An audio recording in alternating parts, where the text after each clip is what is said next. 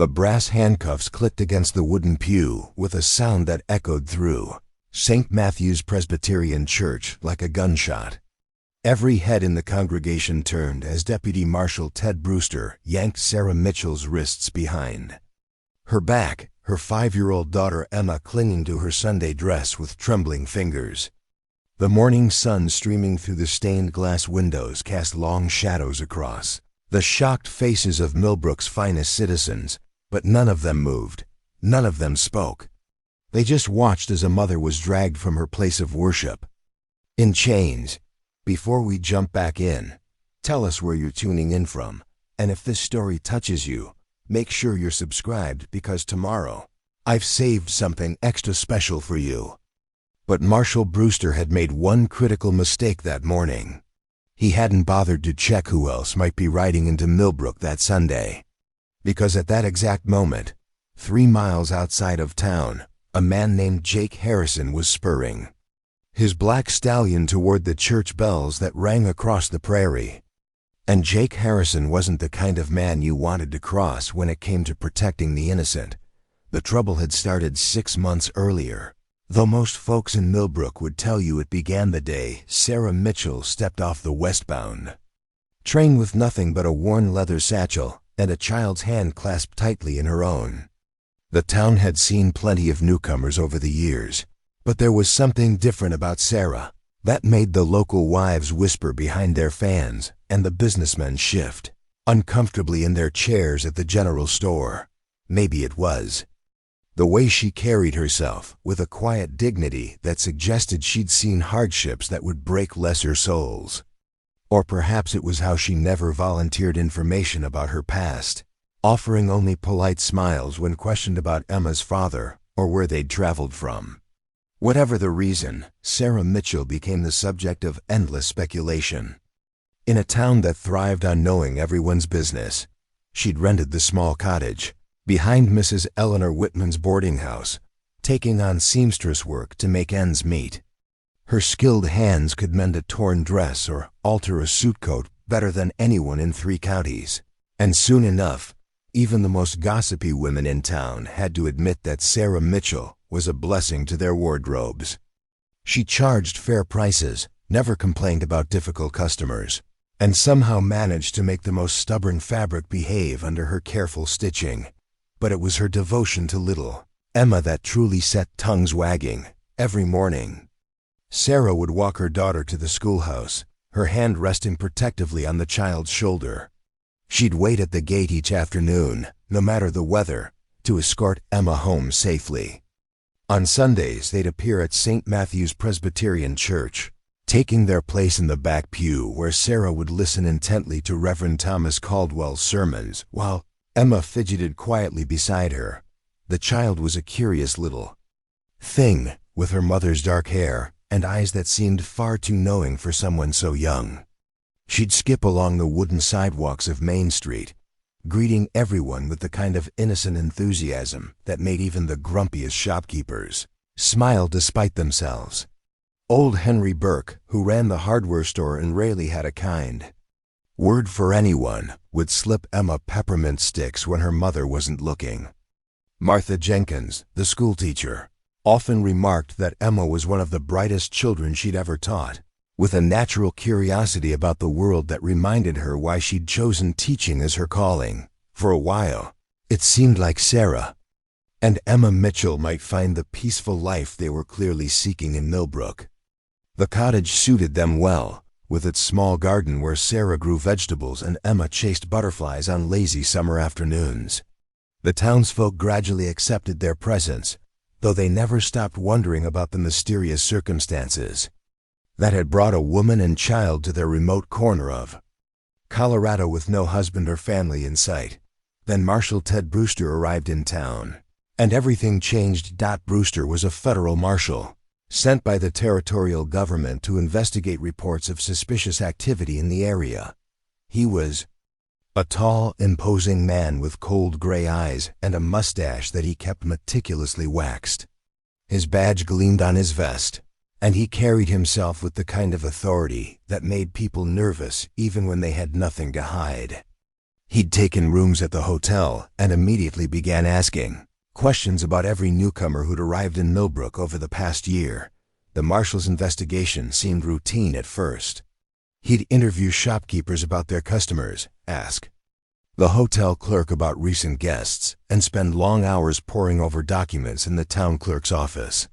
But it became clear that his attention was focused primarily on one person, Sarah Mitchell. He'd been seen watching the cottage from across the street, timing Sarah's daily routines with the precision of a man hunting prey.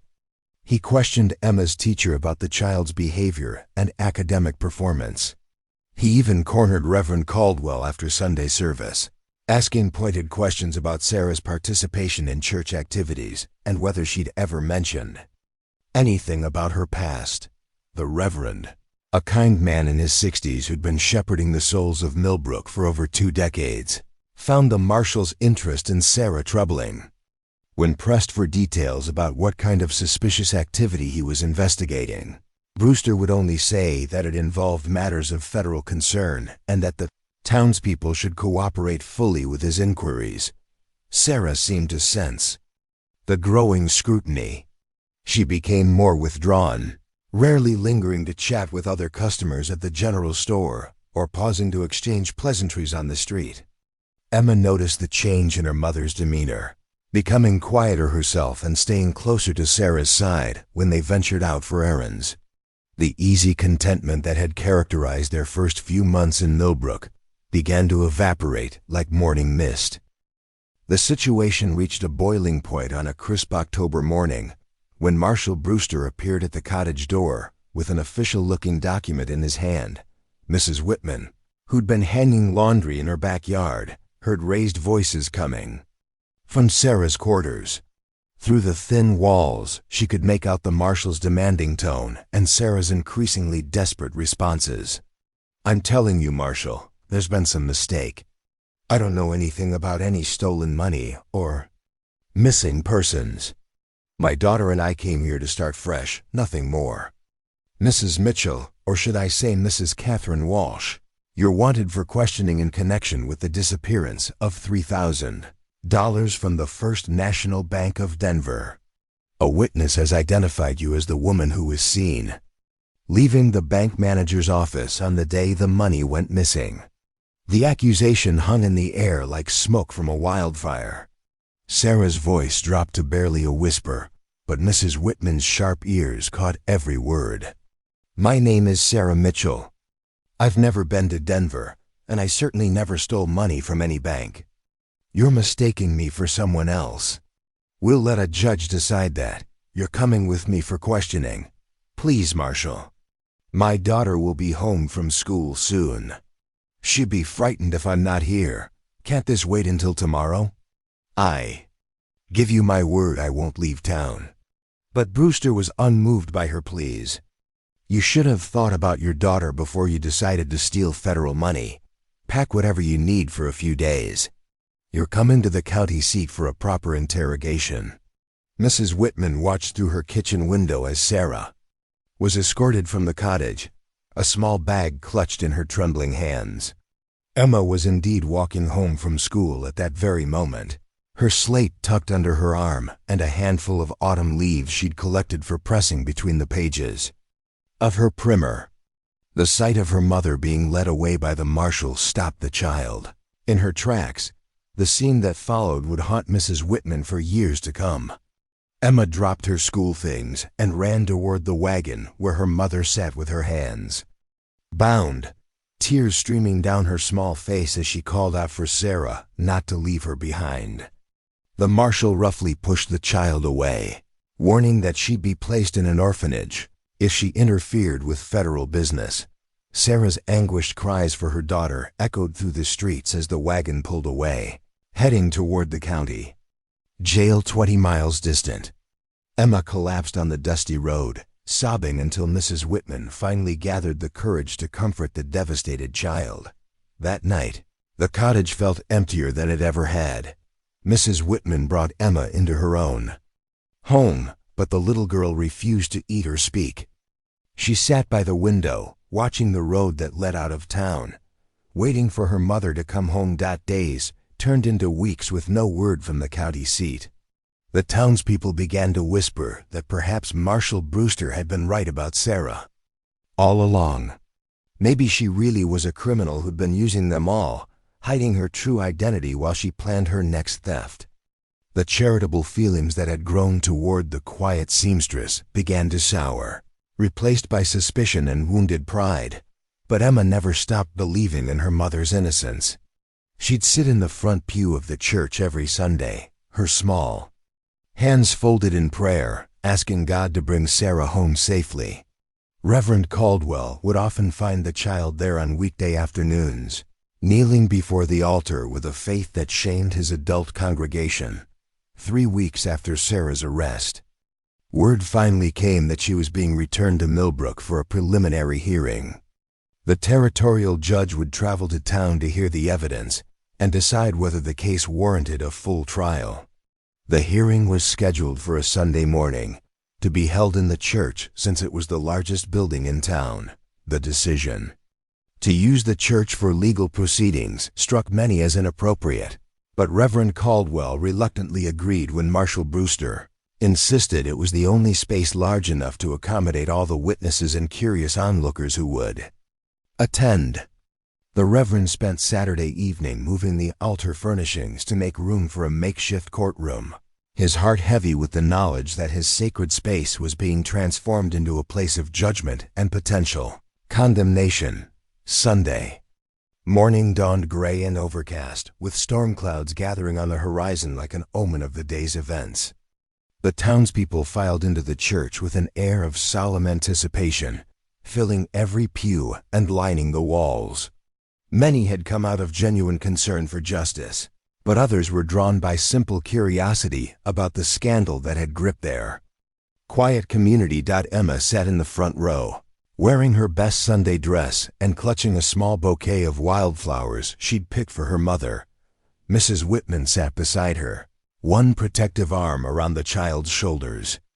The woman had grown genuinely fond of Emma during their weeks together and dreaded the possibility that the hearing might result in the child being sent to an orphanage if Sarah was found guilty. Marshall Brewster entered the church with Sarah in tow, her hands shackled and her face pale from weeks of confinement. She'd lost weight during her imprisonment, and her once neat hair hung limply around her shoulders. But her eyes immediately found Emma in the crowd, and for a moment, the love between mother and child was so palpable that even the harshest critics felt a pang of sympathy. Preparing and narrating this story took us a lot of time, so if you are enjoying it, subscribe to our channel. It means a lot to us. Now back to the story. The territorial judge, a stern man named Horace Blackwood, took his place at the makeshift bench that had been constructed where the pulpit normally stood. He was known throughout the territory for his harsh sentences and lack of patience for criminals, particularly those who preyed on honest institutions like banks. His presence alone suggested that Sarah's fate had likely been decided before the hearing even began. As the proceedings got underway, it became clear that the evidence against Sarah was entirely circumstantial. The bank manager who claimed she'd been in his office couldn't provide a detailed description of the woman he'd supposedly met with. The missing money had never been found, and no one could explain how Sarah might have transported such a sum from Denver to Millbrook without being noticed. The entire case seemed to rest on the word of a single witness who claimed to have seen a woman matching Sarah's general description leaving the bank on the day in question. But Judge Blackwood seemed uninterested in the weakness of the prosecution's case. He interrupted Sarah's attempts to defend herself, dismissed the testimony of character witnesses from Millbrook, and repeatedly sustained objections from the prosecutor while overruling those from Sarah's court-appointed defender. As the morning wore on, it became increasingly obvious that Sarah Mitchell was going to be bound over for trial, regardless of her innocence or guilt. The judge had made up his mind before hearing a single word of testimony, and the hearing was nothing more than a legal formality designed to give the appearance of justice while railroading an innocent woman. Emma watched the proceedings with growing distress. Her small hands twisted in her lap as she tried to understand why the adults around her seemed determined to hurt her mother. When Judge Blackwood finally announced his decision to bind Sarah over for trial and ordered her immediate transport to the territorial prison, the child could no longer contain herself. "No!" Emma's voice rang out across the church, high and desperate. "My mama didn't steal anything. She's good and kind, and she would never hurt anyone." Marshal Brewster moved to silence the child, but Sarah's voice stopped him cold. "Please let me say goodbye to my daughter. Whatever you think I've done, she's innocent in all of this." For the first time that morning, Judge Blackwood showed flicker of human emotion. He nodded curtly, allowing Sarah to approach the front pew where Emma waited with outstretched arms. The reunion was heartbreaking in its brevity. Sarah knelt before her daughter, smoothing the child's hair with shackled hands, while whispering words of comfort and love. She promised Emma that everything would be all right, that the truth would come out eventually, and that they would be together again soon. But even as she spoke the words, Sarah's eyes held the desperate knowledge that she might never see her daughter again. It was at that moment, as Marshal Brewster moved to separate mother and child once more, that something unexpected happened. Instead of leading Sarah quietly from the church, he made a decision that would change everything. Perhaps it was the crowd of witnesses, or maybe his own sense of dramatic flair, but Brewster decided to make Sarah's departure a public spectacle. "Sarah Mitchell," he announced in a voice that carried to every corner of the church, "by the authority vested in me by the territorial government, you are under arrest for federal bank robbery. You will be transported immediately to await trial." He produced a new set of handcuffs, the brass gleaming in the morning light streaming through the stained glass windows. The click of the metal closing around Sarah's wrist seemed to echo forever in the suddenly silent church, while Emma's sobs provided a heartbreaking counterpoint to the sound of injustice being served. And that was when the church doors burst open, and Jake Harrison stepped into their lives like an answer to a desperate prayer. The double doors of St. Matthew's Presbyterian Church didn't just open. They exploded inward with such force that the heavy oak panels slammed against the interior walls with a thunderous crash. Every head in the packed congregation whipped around to see a figure silhouetted against the storm-darkened sky. Rain dripping from the brim of a weathered black hat.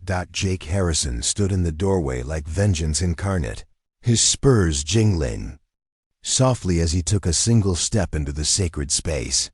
He was tall and lean, with the kind of presence that commanded attention without saying a word. His dark coat was travel-stained, and his boots carried the dust of 100 miles. But his eyes, steel gray and harder than winter, swept across the room with the calculating gaze of a man who'd seen too much and forgotten too little. For a heartbeat, the entire church fell silent. Even Emma's sobbing stopped as she stared at this unexpected arrival.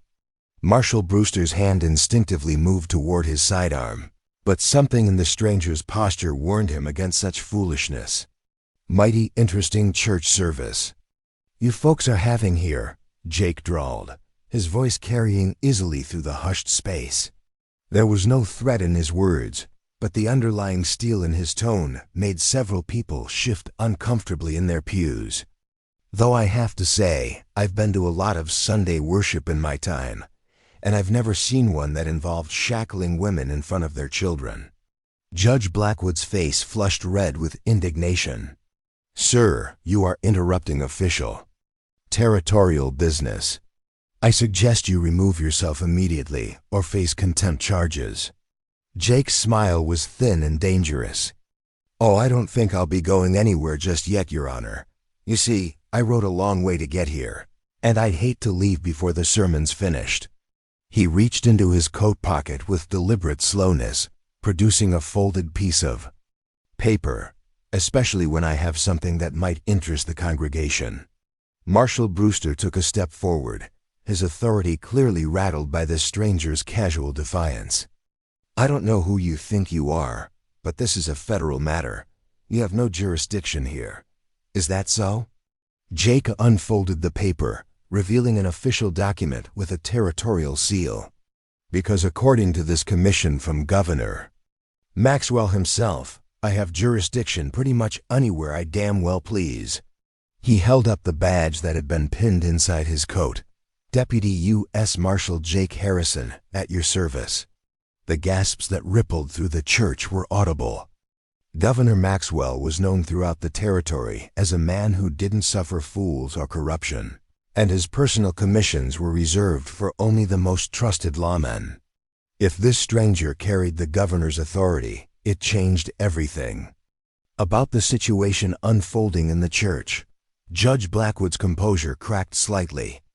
Marshal Harrison, I wasn't aware of any federal involvement in this case. Marshal Brewster has been handling the investigation into Mrs. Mitchell's alleged crimes. Has he now? Jake's gaze shifted to Brewster, and the local marshal actually took a step backward under that withering stare. Tell me, Marshal Brewster, what evidence do you have against Mrs. Mitchell, beyond the word of a single witness who can't provide a coherent description of the woman he claims to have seen?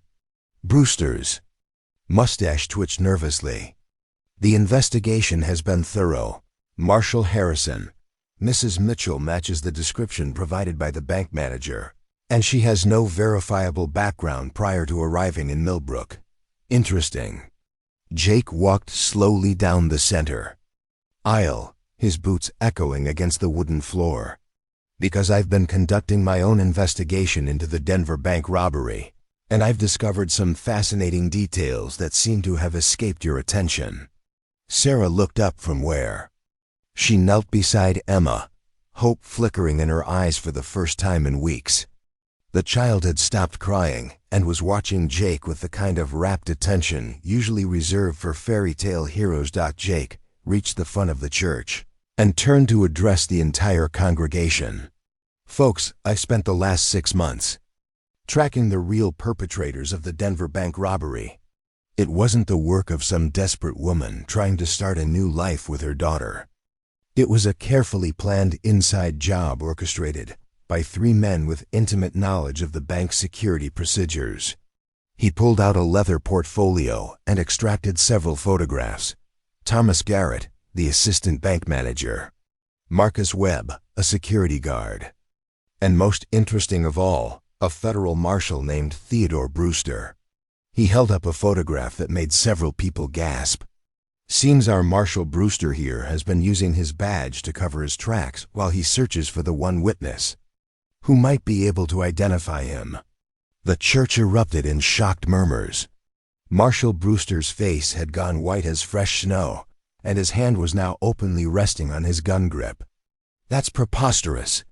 I've never seen those men before in my life. Really? Jake's smile was sharp as a blade. Because I have sworn statements from 3 different witnesses who saw you meeting with Garrett and Webb at a Denver saloon 2 days before the robbery.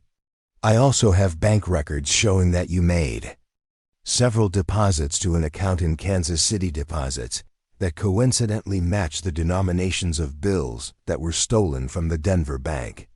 Judge Blackwood was studying the documents Jake had provided, his expression growing darker by the moment. Marshal Brewster, these are serious allegations. Do you have any explanation for these financial records? Brewster's composure was cracking like ice in spring. Those records are fabricated. This man is obviously in league with the real criminals, trying to shift blame away from their accomplice. Their accomplice? Jake's voice carried a note of genuine amusement. Judge, if you'll examine the final document in that portfolio, you'll find a telegram from the Denver Sheriff's Office. It seems they arrested the real thieves 3 days ago in Kansas City, trying to spend bills with serial numbers that match the stolen money. All 3 men confessed, and they specifically mentioned that Marshal Brewster here was supposed to eliminate any witnesses who might identify them. The silence in the church was deafening. Even the storm outside seemed to have paused to listen to this revelation. Sarah slowly rose to her feet, her shackled hands trembling as the full implications of Jake's words sank in. You mean ... She whispered. I was never really a suspect at all. Jake nodded grimly. Mrs. Mitchell, you were targeted because someone wanted Marshall Brewster to believe you were the witness they needed to silence. The real witness, a young clerk named Peter Morrison, has been in protective custody for months. But Brewster didn't know that. He was told that a woman matching your description had seen him leaving the bank manager's office, and he was sent to find and eliminate you. Emma tugged on her mother's skirt. Mama, does this mean the bad man was lying about you? Before Sarah could answer, Marshall Brewster made his move. His gun cleared leather with practiced speed, but he found himself staring down the barrel of Jake's Colt .45, which had appeared in the deputy marshal's hand with lightning quickness. I wouldn't, Jake said conversationally. Folks in here have been through enough trauma for one Sunday morning. Brewster's eyes were wild now, darting around the church as he realized his carefully constructed plan was collapsing around him. You don't understand. I needed that money. I have debts, obligations. They would have killed me if I didn't pay up. So you decided to kill an innocent woman instead? Jake's voice was cold as winter wind. A mother with a young daughter who never did anything worse than try to build a new life in a quiet town. The corrupt marshal's facade finally crumbled completely. She wasn't supposed to be innocent. The information I received said she was the witness. I was just following orders to protect federal interests. Judge Blackwood stood up from his makeshift bench, his face a mask of disgust. Marshall Brewster, you are hereby relieved of your authority and placed under arrest for conspiracy, attempted murder, and corruption of federal office. He turned to Jake. Marshal Harrison, would you be so kind as to take this man into custody? Jake holstered his weapon and produced a pair of handcuffs. It would be my pleasure, Your Honor. As he approached Brewster, the corrupt marshal made one final desperate gamble, lunging toward Emma with his drawn weapon. Nobody moves or the child dies. The church erupted in screams and chaos as Brewster grabbed Emma, pressing the gun barrel against her temple. Sarah's anguished cry cut through the noise like a knife, and several men in the congregation started to rise from their seats. Stay back, Brewster shouted, backing toward a side door. I'm leaving here with the child, and anyone who tries to stop me will have her blood on their hands. Jake remained perfectly still, his hands visible and away from his weapons. Marshal, you don't want to do this. Hurting that child won't solve your problems. My problems? Brewster laughed bitterly. My problems started when that banker decided to get greedy and skim money from his own vault. We were supposed to split it 3 ways, but Garrett wanted a bigger share. When I refused, he threatened to turn me in unless I found his imaginary witness. Emma whimpered softly, and Sarah took a step forward, despite the gun pointed at her daughter. Please, take me instead. She's just a baby. She doesn't understand any of this. Nobody's taking anybody anywhere, Jake said quietly. His eyes never left Brewster's face, reading the desperation and growing panic in the corrupt marshal's expression. Marshal Brewster, you're surrounded by a church full of witnesses. Even if you make it out that door, where are you going to go? Your partners are already in custody, your crimes are exposed, and every lawman in 3 territories will be looking for you within the hour. Then I have nothing left to lose, do I? Brewster's voice was rising to hysterical pitch. If I'm going down, I might as well take someone with me. That's when Mrs. Eleanor Whitman, the elderly woman who had cared for Emma during Sarah's imprisonment, did something that surprised everyone in the church. She stood up from her pew and began walking slowly toward Brewster, her hands empty and her voice gentle. Theodore, she said, using his first name as if speaking to a troubled child. I knew your mother, Constance Brewster. She was a good woman who raised you to be better than this. She used to bring you to church services right here in this building when you were Emma's age. Brewster's gun hand wavered slightly. Don't try to manipulate me with sentiment. My mother's been dead for 15 years. But her memory isn't, Mrs. Whitman continued, still walking slowly forward. She would be heartbroken to see what you've become. Constance Brewster raised her son to protect children, not threaten them. She taught you that a man's word and his honor were worth more than all the money in the world. The corrupt marshal's face was streaming with sweat now, and his grip on Emma was loosening as Mrs. Whitman's words hit home. You don't understand the pressure I was under. The gambling debts, the threats. I understand more than you think. The elderly woman said gently. She was now close enough to reach out and touch him if she chose. I lost my husband to gambling and drink 30 years ago. I know how desperation can make a person do terrible things. But this child has nothing to do with your troubles, Theodore. Let her go back to her mother where she belongs. For a moment, it seemed like Mrs. Whitman's appeal might work. Brewster's gun arm dropped slightly, and Emma started to slip from his grasp. But then desperation flared in his eyes again, and he raised the weapon toward the elderly woman who had dared to approach him. That's when Jake Harrison proved why Governor Maxwell had personally commissioned him as a deputy marshal. Moving with speed that seemed impossible for a man of his size, he crossed the distance between himself and Brewster in 3 quick strides. His left hand deflected the gun barrel toward the ceiling while his right delivered a precise blow to Brewster's wrist that sent the weapon clattering across the church floor. The corrupt marshal crumpled to his knees, clutching his injured wrist and sobbing like a broken man. Emma ran to her mother's arms, and Sarah fell to her knees, holding her daughter close while tears of relief streamed down her face. Jake pulled Brewster to his feet and cuffed his hands behind his back. Theodore Brewster, you're under arrest. For federal bank robbery, conspiracy to commit murder, kidnapping, and about a dozen other charges that will keep you busy for the next 20 years. Judge Blackwood had recovered his composure and was already preparing the paperwork to release Sarah from custody. Mrs. Mitchell, on behalf of the territorial government, I offer my sincere apologies for the ordeal you and your daughter have endured. All charges against you are hereby dismissed, and I will personally ensure that you receive compensation for your false imprisonment. Reverend Caldwell, who had watched the entire drama unfold in his church with a mixture of horror and amazement, stepped forward to address the congregation. Brothers and sisters, we have witnessed something remarkable today. We have seen justice triumph over corruption, truth overcome deception, and courage defeat cowardice. But most importantly, we have seen how quickly we can misjudge our neighbors when fear and suspicion cloud our hearts. The townspeople who had turned against Sarah during her imprisonment now looked ashamed of their hasty judgment. Many approached her to offer apologies and support, while others simply nodded respectfully as they filed out of the church. Jake was preparing to escort his prisoner to the county jail when Emma tugged on his coat sleeve. "Mr. Marshall," she said in her small voice, "thank you for saving my mama."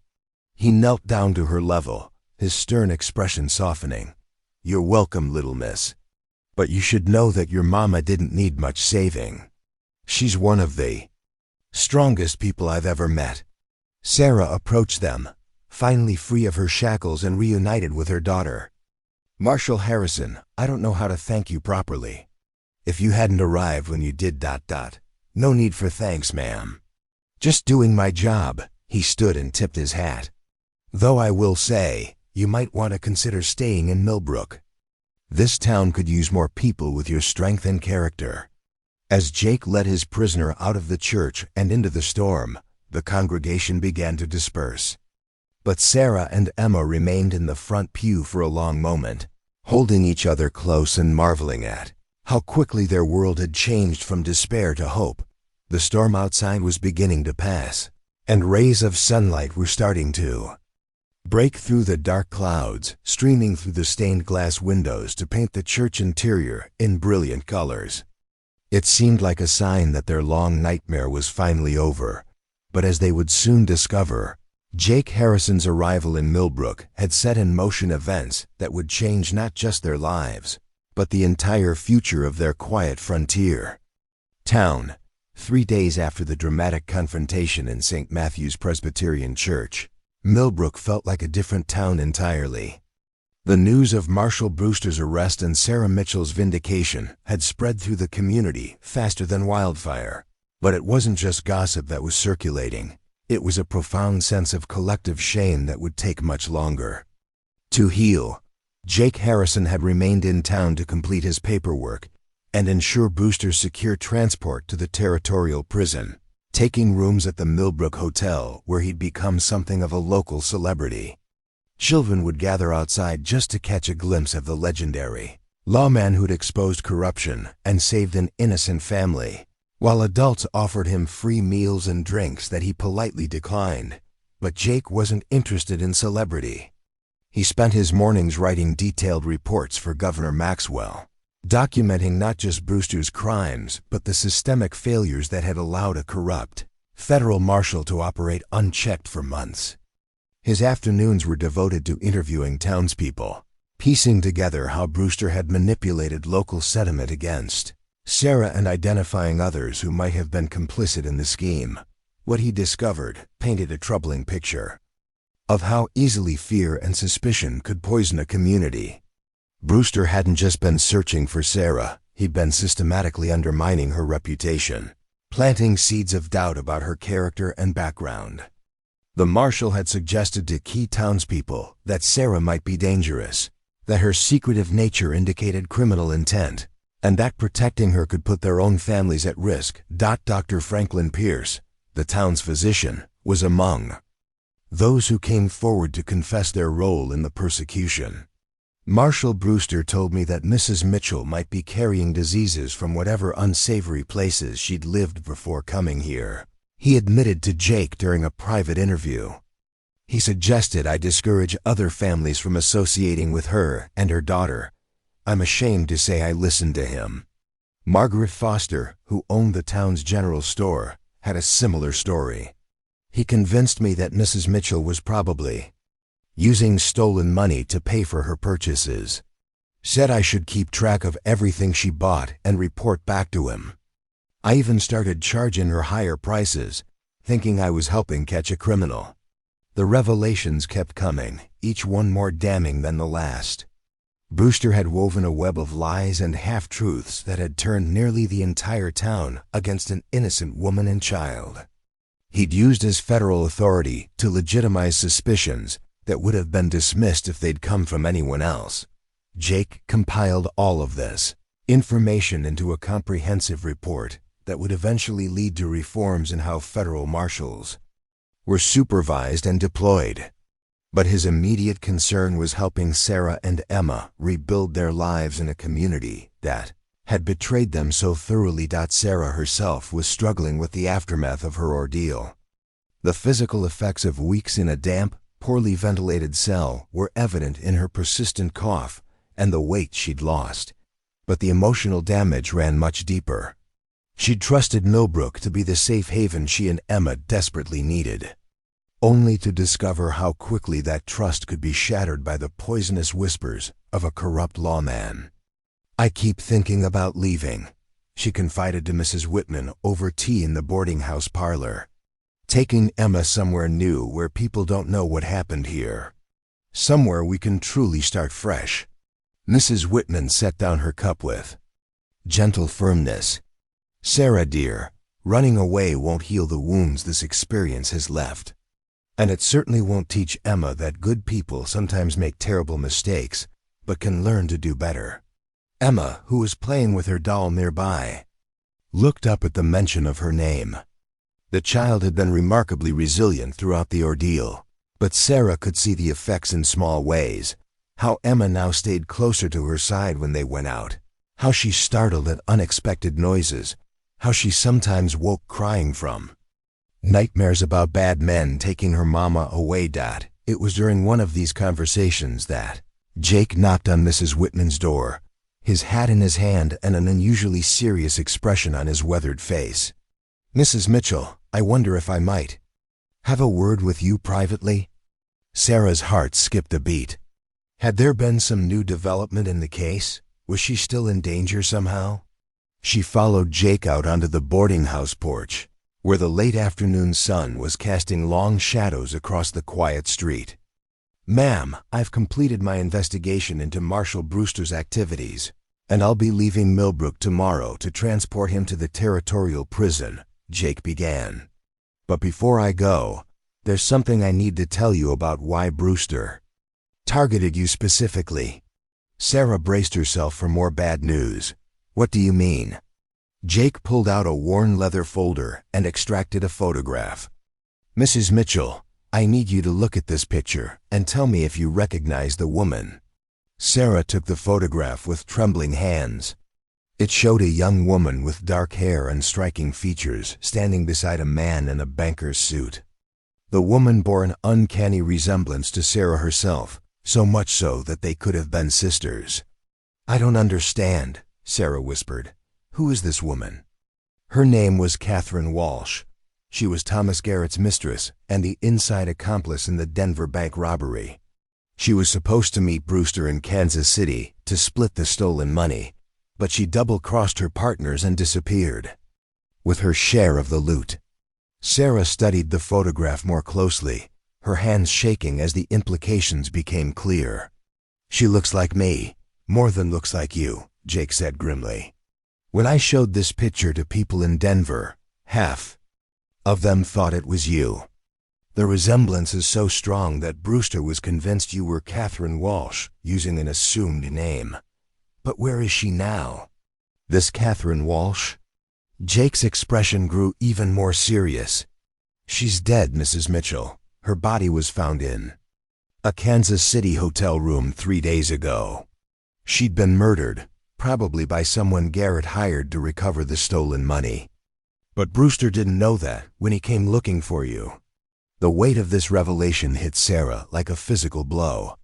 She'd been targeted not because of anything she'd done, but because a criminal who looked like her had betrayed her own partners.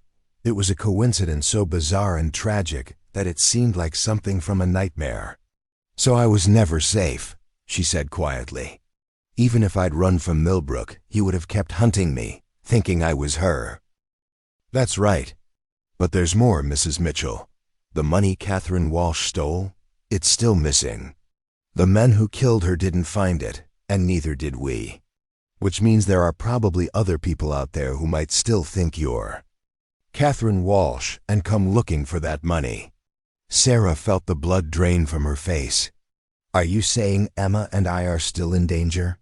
Jake was quiet for a long moment, studying her face with those penetrating gray eyes. "Ma'am, I've been thinking about that very question for the past 3 days. And I've come to a conclusion that might surprise you." "What kind of conclusion?" "I think the safest place for you and Emma is right here in Millbrook, under the protection of people who now know the truth about what happened to you. Running away would just make you vulnerable to whoever else might be looking for Catherine Walsh's money." Sarah shook her head in disbelief. "But how can I stay here after what this town put me through? How can I trust these people again?"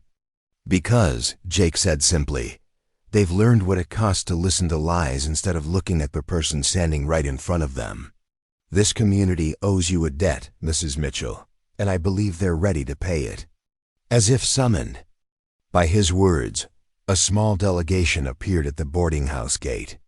Reverend Caldwell led the group, which included Dr. Pierce, Margaret Foster, Henry Burke from the hardware store, and several other prominent townspeople. They approached the porch with obvious nervousness, their faces reflecting the shame they felt for their treatment of Sarah. Reverend Caldwell stepped forward, his hat in his hands. "Mrs. Mitchell, we've come to offer you our most sincere apologies for the way we treated you during your ordeal. We allowed fear and suspicion to override our Christian duty to support a neighbor in need." Dr. Pierce nodded gravely. "We've been meeting to discuss how we can make amends for our behavior. We know words aren't enough, but we hope you'll allow us to try to earn back your trust." Margaret Foster, the store owner who had overcharged Sarah and reported her purchases to Brewster, was visibly emotional. "Mrs. Mitchell, I've calculated every penny I overcharged you, plus interest. I want to give it back, along with credit, for anything you need from my store for the next year." Henry Burke, the gruff hardware store owner who had always been kind to Emma despite his harsh exterior, cleared his throat awkwardly. "Ma'am, I've been thinking about that little cottage you've been renting. Mrs. Whitman tells me you've been sewing for folks to make ends meet. Well, I own some property on the other side of town, a nice house with space for a proper sewing room. I'd like to offer it to you and Emma, rent-free, for as long as you want to stay in Millbrook." Sarah looked at each face in turn, seeing genuine remorse and a desire to make things right. But it was Emma who made the decision for both of them. The little girl had come out onto the porch during the conversation and was now tugging on her mother's skirt. "Mama," Emma said in her clear, innocent voice, "these are our friends. They made mistakes, but friends forgive friends, don't they?" The simple wisdom of a child cut through all of Sarah's complicated emotions. She looked down at her daughter, then back at the assembled townspeople, and finally at Jake Harrison, who was watching the scene with something approaching approval in his stern features. "Emma's right," Sarah said quietly. "Friends do forgive friends. And if you're truly willing to help us build a new life here, then I'm willing to stay and give Millbrook another chance." The relief on the faces of the delegation was palpable. Reverend Caldwell wiped his eyes unashamedly, while Margaret Foster stepped forward to embrace Sarah despite the impropriety of such a gesture between women who barely knew each other. Jake watched this reconciliation with satisfaction. But he wasn't finished with his business in Millbrook. That evening, he sought out Sheriff William Corbett, the local lawman who had been conspicuously absent during most of Brewster's reign of terror. Corbett was a man in his 50s who had served as Millbrook sheriff for nearly a decade. He was competent enough at handling routine disputes and keeping the peace during Saturday night celebrations, but he'd been completely outmaneuvered by Brewster's federal authority and superior manipulation skills. "Sheriff," Jake said as he entered Corbett's office, "we need to have a conversation about how a federal marshal was able to operate in your jurisdiction for weeks without you questioning his methods or motives." Corbett flushed red with embarrassment. "Marshal Harrison, I tried to voice concerns about Brewster's investigation, but he kept reminding me that federal cases took precedence over local law enforcement. He had the proper credentials and seemed to know what he was doing. Did it never occur to you to verify those credentials independently? To contact the territorial office and confirm that Brewster was actually assigned to investigate Mrs. Mitchell?" "No, sir, it didn't." His documentation looked official, and he spoke with authority about federal procedures. Jake studied the local sheriff with a mixture of disappointment and understanding. Corbett wasn't corrupt like Brewster. He was simply out of his depth when dealing with someone who understood how to exploit the system. "Sheriff, I'm going to give you some advice that might save your career and your community from future problems. Never take anyone's authority at face value, no matter how impressive their credentials look. Always verify, always question, and always trust your instincts when something doesn't feel right." Corbett nodded earnestly. "Yes, sir. I've learned that lesson the hard way, watching what happened to Mrs. Mitchell and her daughter." "Good, because I'm recommending to Governor Maxwell that you receive additional training in federal law enforcement procedures. This territory is growing, and local sheriffs need to be prepared to deal with more sophisticated criminals than cattle rustlers and claim jumpers."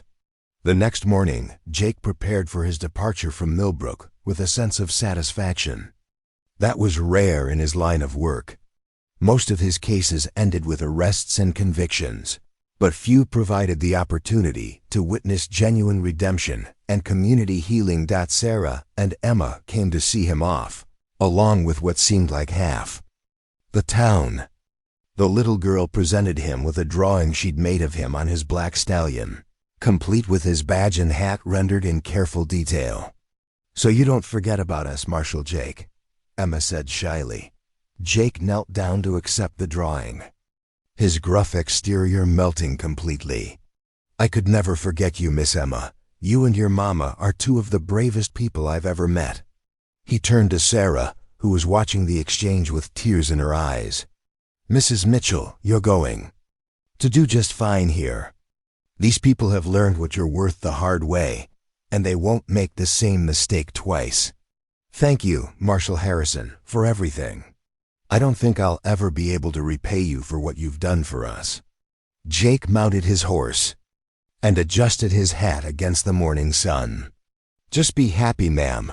Build a good life for yourself and that little girl. That's all the repayment I need."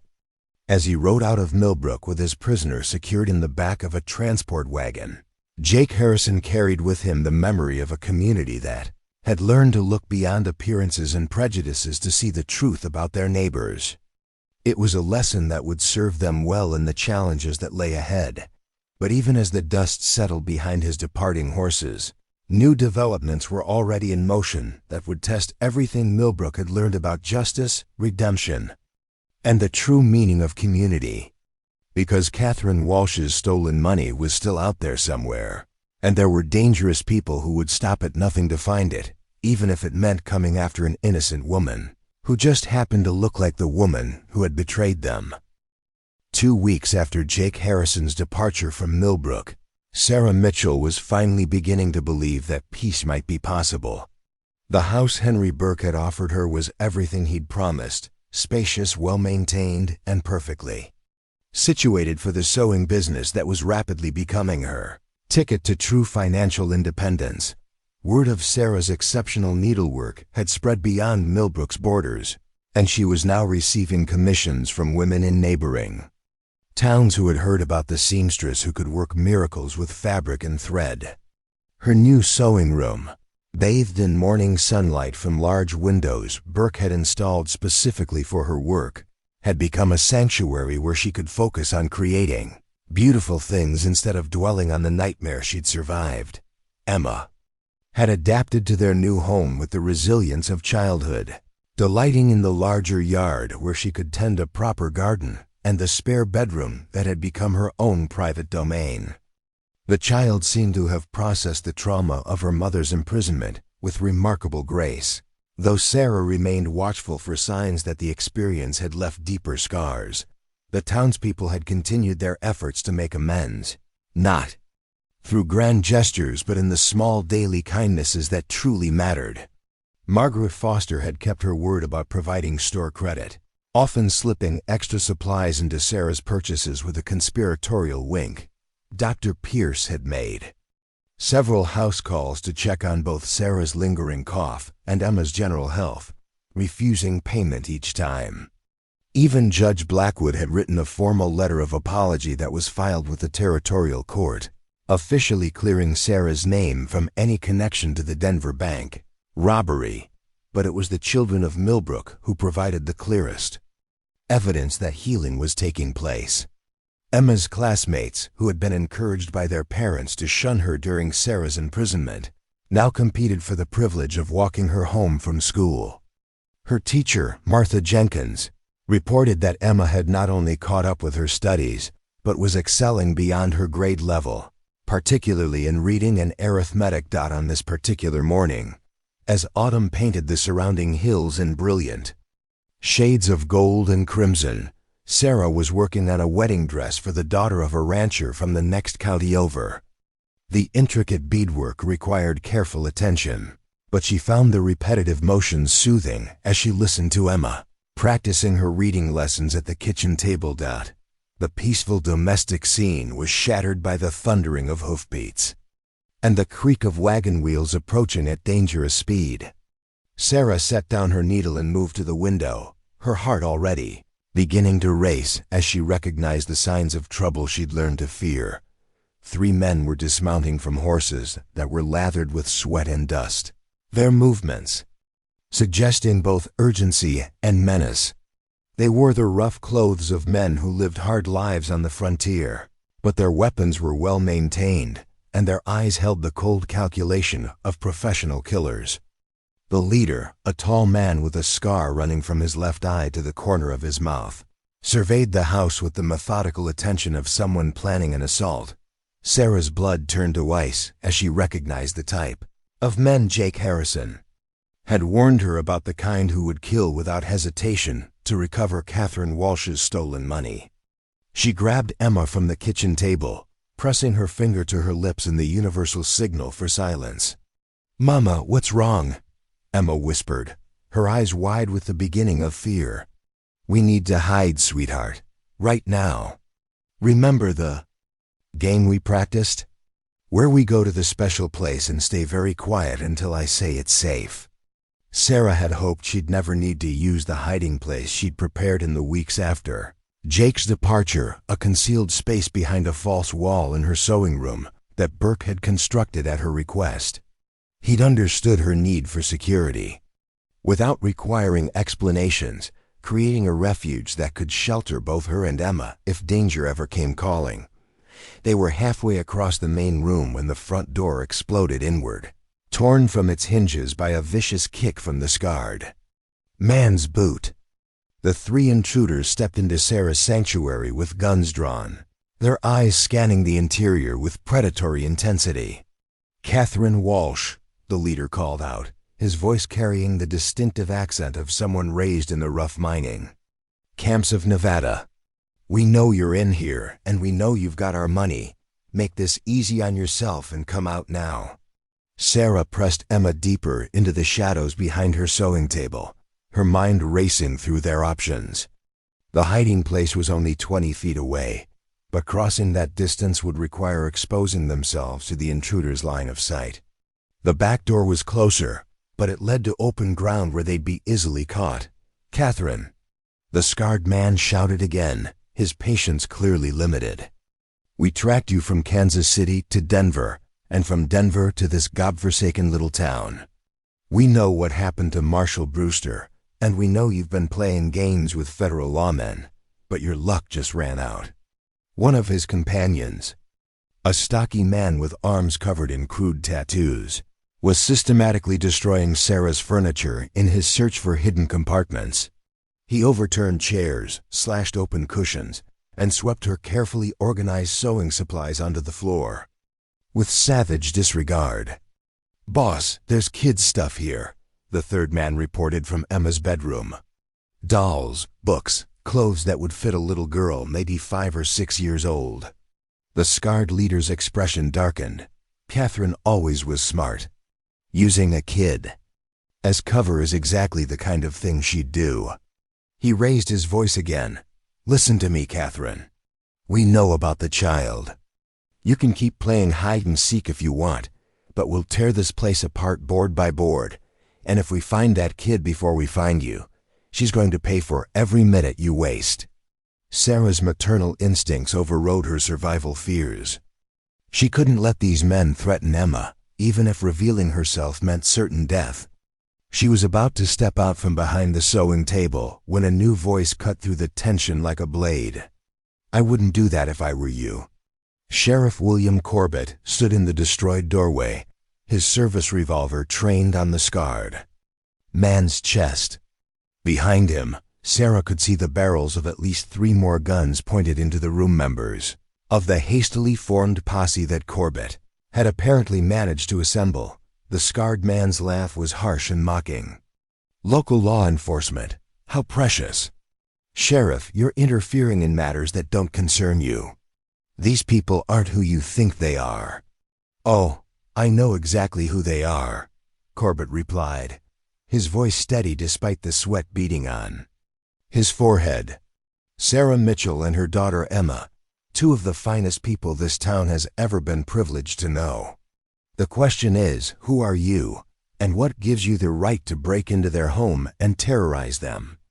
"We're bounty hunters, legally authorized to apprehend Catherine Walsh for crimes against the federal government," the scarred man lied smoothly. "That woman hiding behind the furniture is a wanted criminal, and the child has probably stolen goods. She's using as camouflage." Corbett's resolve wavered slightly. The lessons Jake Harrison had taught him about questioning authority were still fresh in his mind, but these men sounded convincing, and their story wasn't entirely implausible given what had happened with Brewster. That moment of uncertainty might have been fatal if not for the arrival of an unexpected ally. Reverend Thomas Caldwell appeared beside Corbett, his face flushed from running, but his voice carrying the moral authority that had guided Millbrook's spiritual life for 2 decades. "Sheriff Corbett, I can personally vouch for Mrs. Mitchell's character and identity. I've counseled her through her recent ordeal, I've baptized her daughter, and I've seen firsthand the evidence that cleared her of any connection to criminal activity. These men are not bounty hunters, they're the criminals Marshal Harrison warned. U.S. might come looking for money that Mrs. Mitchell never stole." The scarred man's facade cracked slightly. "Preacher, you don't know what you're talking about. That woman, Caldwell interrupted, is under the protection of this community, and we won't stand by while strangers threaten her and her child. Sheriff, I believe it's time these gentlemen explained their business here, starting with some proper identification and legal documentation of their authority." Corbett straightened, Jake Harrison's training finally taking hold. "You heard the Reverend. I want to see badges, warrants, and anything else that proves you have legal authority to be here, and I want to see them right now." The 3 intruders exchanged glances, their cover story collapsing under scrutiny they hadn't expected from small-town lawmen.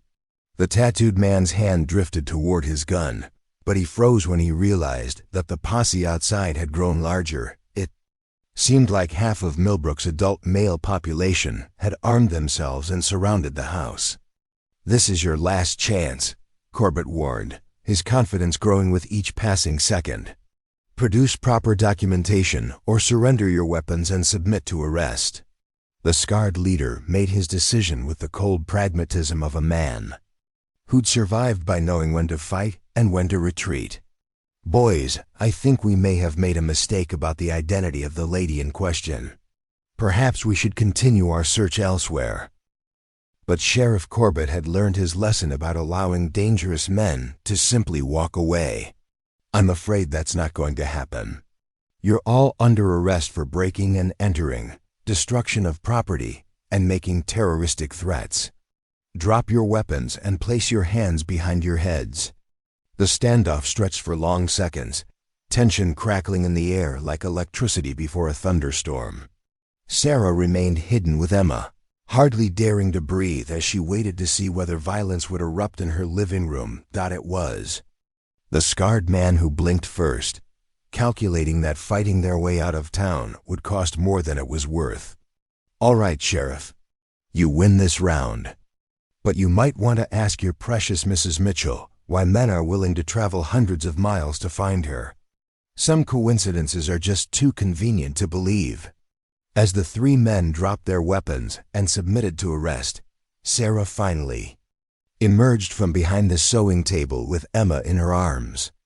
The child was trembling but unharmed, while Sarah herself felt like she'd aged years in the space of minutes. Dr. Pierce pushed through the crowd to check on both of them, his medical bag already open and his professional demeanor masking deep concern. "Sarah, are you hurt?" "Emma, sweetheart, let me take a look at you." While the doctor performed his examination, Sheriff Corbett approached Sarah with an expression that mixed relief with growing determination. "Mrs. Mitchell, I need to know if these men said anything that might help us understand why they targeted you specifically." Sarah's voice was shaky but clear. "They called me Catherine Walsh, just like Marshal Brewster did. They said they'd tracked her from Kansas City to Denver and then here. They're looking for money they think she stole." Corbett nodded grimly. "Which means Marshal Harrison was right. There are still people out there who think you're this Catherine Walsh woman. We need to send word to the territorial authorities immediately." Reverend Caldwell placed a comforting hand on Sarah's shoulder. "Mrs. Mitchell, I think it's time this community stopped simply reacting to threats against you and started taking proactive measures to ensure your safety." Over the next several hours, as the 3 would-be kidnappers were secured in Millbrook's modest jail, the town rallied around Sarah and Emma with a determination that would have amazed Jake Harrison. Henry Burke organized shifts of armed men to guard their house. Margaret Foster arranged for other women to help repair the damage to Sarah's home and possessions. Dr. Pierce sent urgent telegrams to the territorial capital, requesting immediate assistance from federal marshals. But it was Emma who provided the most profound insight into their situation. As Sarah tucked her into bed that night, the little girl looked up with those wise eyes that seemed too old for her young face. "Mama, why do the bad men keep thinking you're someone else?" Sarah smoothed her daughter's hair, struggling to find an age-appropriate explanation for the deadly case of mistaken identity that had turned their lives upside down. "Sometimes, sweetheart, people look enough alike that others get confused about who they really are. But we know who we really are, don't we, Mama?" "Yes, baby, we know exactly who we are." Emma was quiet for a moment, then asked the question that would haunt Sarah's dreams. "Are more bad men going to come looking for us?" Sarah wanted to lie, to promise her daughter that they were safe now and that no more danger would find them. But the events of the day had taught her that false reassurances were cruel gifts to give a child who had already seen too much of the world's darkness. "I don't know, Emma, but if they do come, we'll be ready for them. And we won't face them alone." As if summoned by her words, a soft knock came at the front door. Sarah tensed, but Emma smiled with the intuitive trust that children sometimes display. "That's not a bad knock, Mama. That's a friend knock." Sarah opened the door to find Mrs. Eleanor Whitman standing on her porch, a carpetbag in one hand and a determined expression on her weathered face. "Sarah, dear, I've come to stay with you and Emma for a while. A woman and child shouldn't have to face troubles like this alone. And I suspect there may be more difficulties ahead before this business with Catherine Walsh is finally resolved." Looking at the elderly woman who had cared for Emma during her darkest hour, Sarah felt tears of gratitude blur her vision. Millbrook had failed her once through fear and suspicion, but now the town was determined to stand between her family and any danger that might come calling. What none of them realized was that the 3 men now sitting in their jail were merely the advance scouts for a much larger and more dangerous organization. Catherine Walsh hadn't just stolen money from small-time criminals, she'd betrayed members of one of the most ruthless gangs operating in the American West. And that gang's leader, a man known throughout the territory simply as the Colonel, was already planning a response that would test everything Millbrook had learned about courage, loyalty, and the true meaning of community. The telegram arrived at Sheriff Corbett's office on a gray November morning, delivered by a rider whose horse was foam-flecked from hard travel.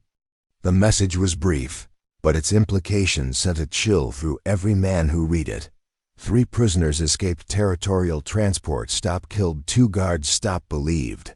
Heading your direction, stop federal assistance delayed by storms, stop you.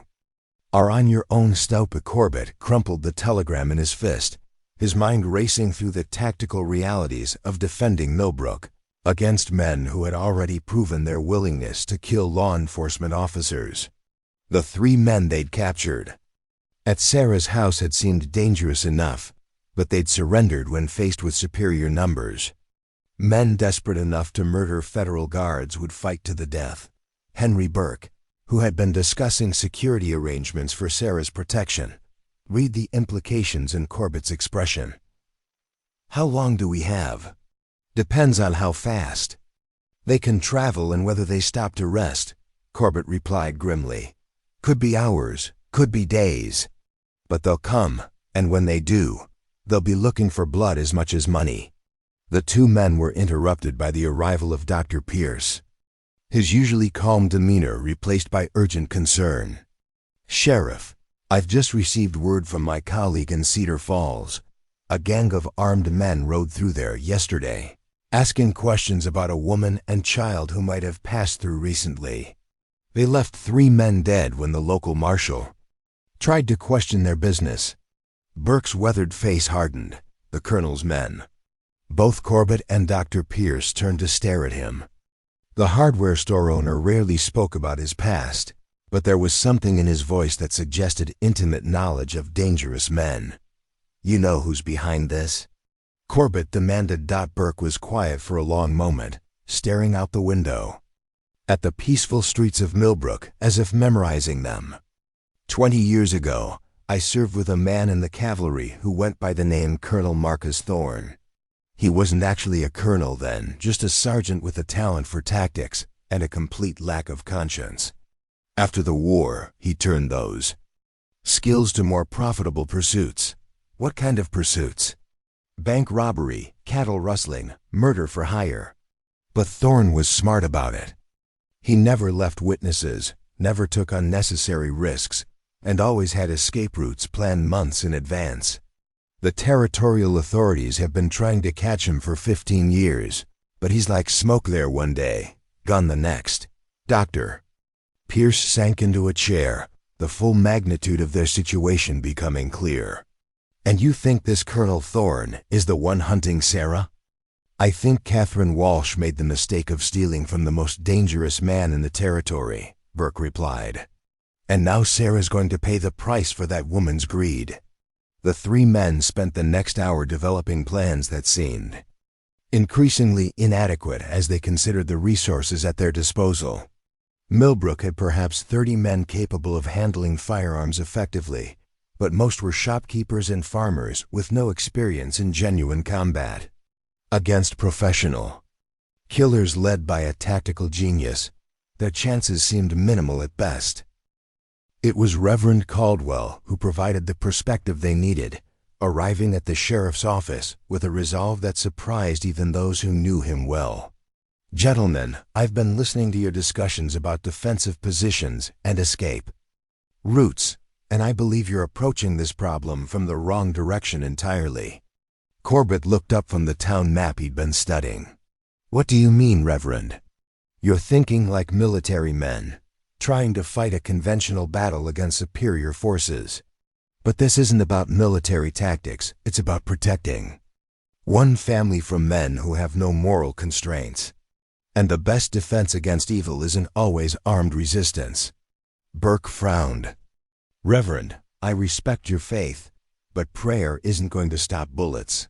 I'm not talking about prayer, Henry. I'm talking about community. This Colonel Thorne succeeds because he operates in places where people are isolated, where victims have nowhere to turn for help. But Sarah Mitchell isn't isolated anymore. She's part of something stronger than any gang of killers. Dr. Pierce leaned forward, intrigued despite his skepticism. What exactly are you proposing? I'm proposing that we stop thinking about how to hide Sarah and Emma, and start thinking about how to make it impossible for Thorne's men to find them, even if they search every building in town. The plan that emerged from their discussion was audacious in its simplicity. Instead of trying to defend Sarah in one location, they would make her invisible by scattering her presence throughout the entire community. Different families would house her and Emma on rotating schedules, never following predictable patterns. Her distinctive dark hair would be disguised. Emma would be dressed in clothes borrowed from other children, and both would be surrounded by townspeople wherever they went. But the most brilliant aspect of Reverend Caldwell's strategy involved the use of doubles. Margaret Foster's niece, visiting from Denver, had the same general build and coloring as Sarah. Martha Jenkins, the schoolteacher, was roughly the same height and could be made to look similar from a distance. By creating multiple Sarah Mitchells, moving around town simultaneously, they could confuse and frustrate any watchers trying to identify the real target. The plan required perfect coordination and absolute trust among the townspeople, qualities that would have been impossible to achieve before the events that had brought the community together around Sarah's cause. But the shared guilt over their earlier betrayal had forged bonds stronger than mere neighborly cooperation. As word of the threat spread through Millbrook, the response was immediate and overwhelming. Families volunteered to house Sarah and Emma. Despite the obvious dangers, men who had never held weapons began practicing with borrowed rifles. Women organized supply chains to ensure that food, clothing, and medical supplies could be moved quickly to wherever they might be needed. Sarah Herself was struggling with the moral implications of accepting protection that would put innocent people at risk. She pulled Sheriff Corbett aside after a community meeting where the defensive plans had been finalized. "Sheriff, I can't let these people sacrifice themselves for me and Emma. Maybe it would be better if we just left town. Let Thorne's men follow us somewhere they can't hurt anyone else." Corbett studied her face, seeing the same quiet strength that had impressed Jake Harrison. "Mrs. Mitchell, do you remember what you told Emma when she was frightened about more bad men coming?" "I said we wouldn't face them alone." "That's right. And this community has decided that you and Emma are worth fighting for. Not because you're perfect, but because you're part of us now. Turning your back on that protection wouldn't just endanger you. It would rob these people of the chance to prove they've learned something from their mistakes." That evening, as Sarah and Emma shared dinner with the Wallace family, their first hosts in the rotation system, young Tommy Wallace asked the question that had been on every child's mind. "Mrs. Mitchell, are you scared of the bad men who are coming?" Sarah looked around the dinner table at the faces watching her expectantly. Tommy was 8 years old, his sister Lucy was 6, and both had accepted Emma into their temporary family. With the easy acceptance of childhood, their parents, Robert and Mary Wallace, had opened their home knowing it might make them targets for violence. "Yes, Tommy, I am scared," Sarah answered honestly. "But I'm not as scared as I would be if we were facing this alone. Your mama and papa, and all the other families in town, are helping to keep Emma and me safe. That makes me feel braver." Lucy Wallace, a solemn child with freckles and pigtails, nodded gravely. "My papa says brave isn't about not being scared. It's about doing the right thing even when you are scared." The wisdom of children often cuts straight to the heart of complex adult emotions. Sarah felt tears sting her eyes as she realized that these families weren't just protecting her and Emma. They were teaching their own children valuable lessons about courage, community, and standing up for what's right. 2 days later, the lessons became practical rather than theoretical. It was Mrs. Eleanor Whitman who spotted them first, her sharp eyes catching movement on the ridge overlooking town as she hung laundry behind the boarding house.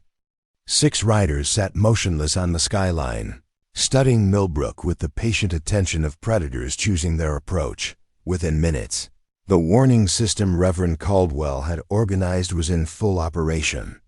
Church bells rang in a pattern that seemed random to outsiders but carried specific meaning to every resident. Children were gathered into designated safe houses, men took positions at predetermined vantage points, and the 3 Sarah Mitchells began moving through town along carefully planned routes, designed to confuse any watchers. The real Sarah, her hair now auburn, thanks to Margaret Foster's carefully applied dye, was with Emma at the schoolhouse, where Martha Jenkins was conducting a deliberately normal lesson for a classroom full of children whose parents had volunteered them as camouflage. Emma sat between Tommy and Lucy Wallace, looking for all the world like just another local child learning her letters. Sheriff Corbett watched the riders through field glasses from his office window, his heart pounding as he recognized the methodical way they were surveying the town's defenses and escape routes. These weren't desperate men acting on impulse, they were professionals assessing a tactical situation. The scarred man from the previous encounter was among them, his face grim with the promise of violence. Beside him rode a figure that made Corbett's blood run cold. A tall, imposing man in a black coat who carried himself with the absolute confidence of someone accustomed to command. Even at a distance, there was something about his presence that marked him as genuinely dangerous. "Colonel Marcus Thorne," Henry Burke confirmed, joining Corbett at the window. "I'd recognize that posture anywhere. He always did sit a horse like he owned the world." The 6 riders began their descent toward town, moving with deliberate slowness that was more intimidating than any wild charge. They were announcing their presence, letting fear build ahead of their arrival like a wave before a storm. But as they reached the outskirts of Millbrook, Something unexpected happened.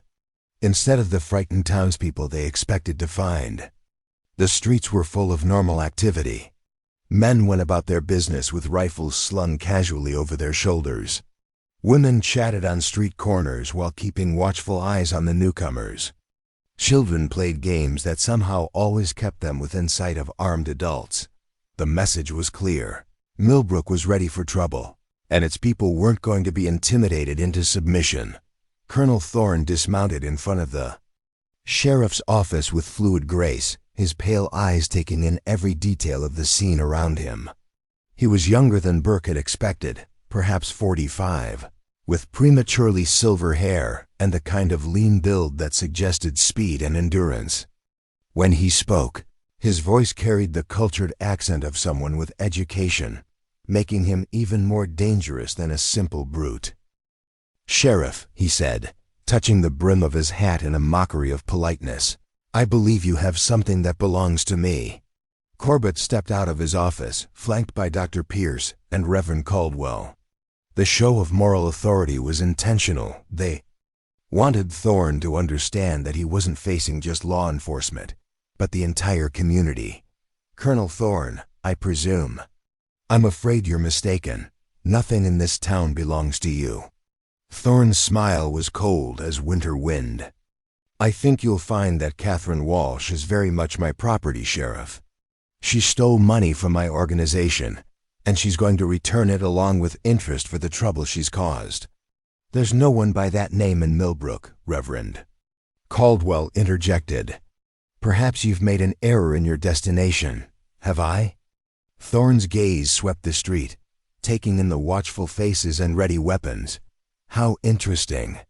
Because my associates here tell me they found her just 2 weeks ago, living in a house with a child and calling herself Sarah Mitchell." At that moment, as if summoned by the mention of her assumed name, one of the Sarah doubles walked past on the opposite side of the street. Margaret Foster's niece had been coached to mimic Sarah's posture and mannerisms, and at 50 yards, the resemblance was convincing enough to draw Thorne's attention. "That's her," the scarred man hissed, his hand moving toward his gun.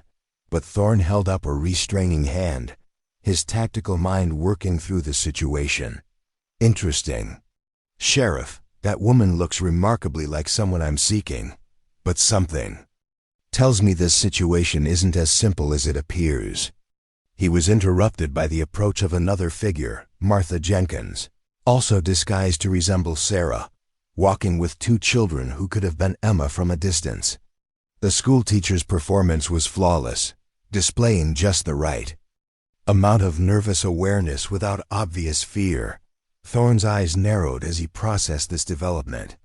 "How many Sarah Mitchells does your town have, Sheriff?" Before Corbett could answer, a third figure appeared from the direction of the church, Mary Wallace, also made up to match Sarah's general appearance, accompanied by her own daughter Lucy, and 2 neighbor children including Emma herself, all dressed in similar clothes that made individual identification nearly impossible.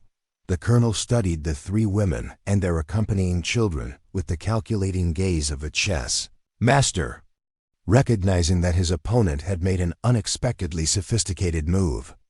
A lesser man might have resorted to violence immediately, but Thorne understood that random brutality would only strengthen the community's resolve. "Clever," he admitted with grudging respect. "Someone has been thinking tactically. But I'm afraid this game can only end one way, Sheriff. I will have Catherine Walsh and my money, even if I have to burn this entire town to find them." It was Emma who provided the response that no adult had anticipated.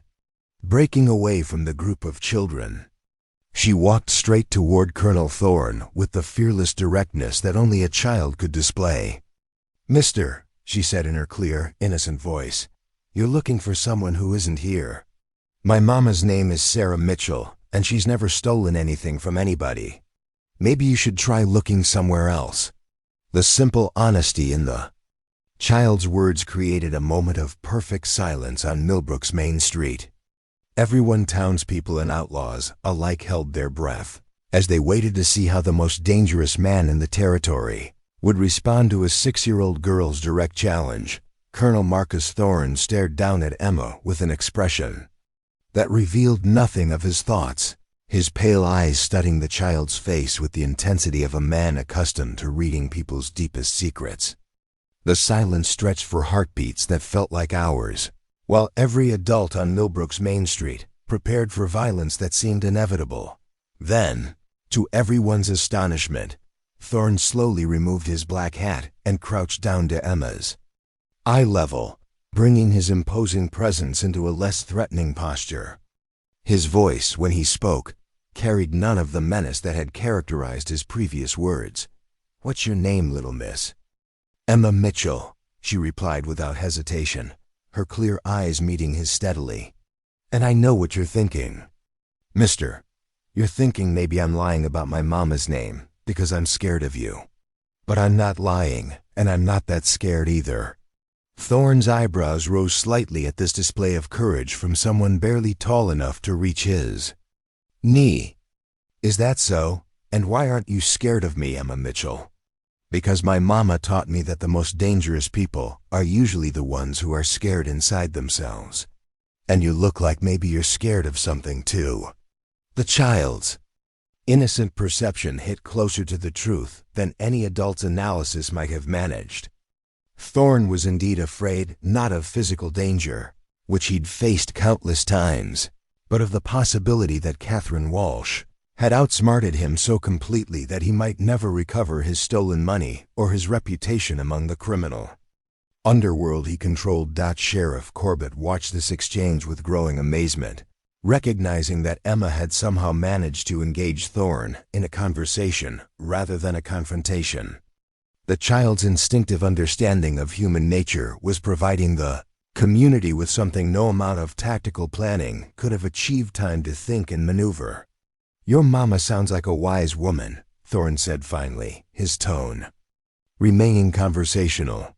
"I wonder if she might be willing to speak with me personally about a business matter that concerns us both."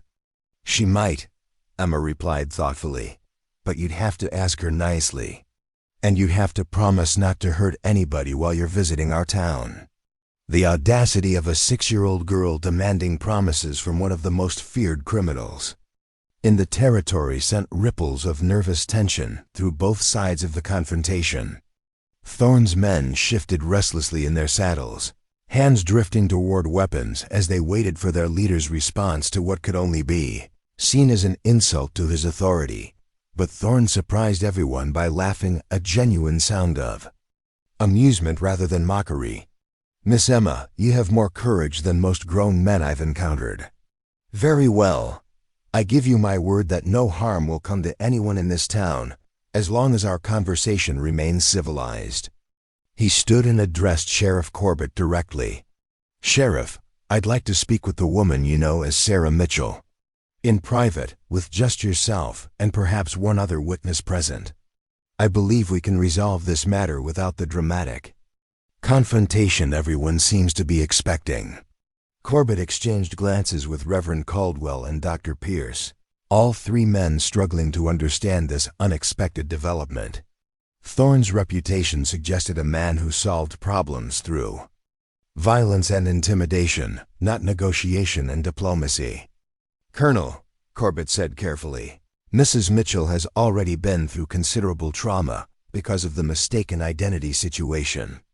I won't subject her to more questioning unless I'm convinced it's absolutely necessary."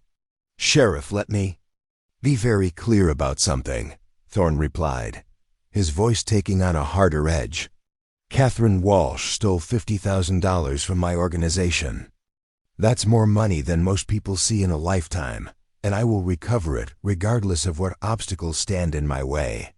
Now, I can continue searching for Catherine by visiting every woman in this territory who matches her general description, leaving considerable destruction in my wake, or I can speak with the woman your town is protecting and satisfy myself that she truly isn't who I'm seeking." The implied threat was unmistakable, but so was the offer of a peaceful resolution.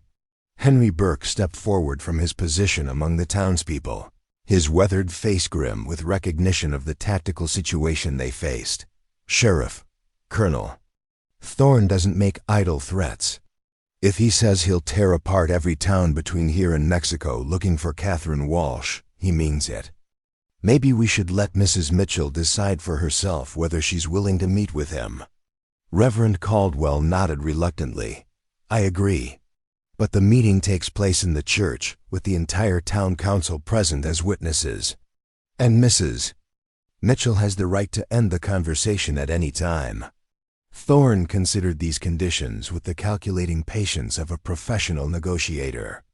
"Acceptable. But I want to speak with the real Sarah Mitchell, not one of your very clever doubles. It was Emma who solved the identification problem with the straightforward logic of childhood. I can show you which one is my real mama.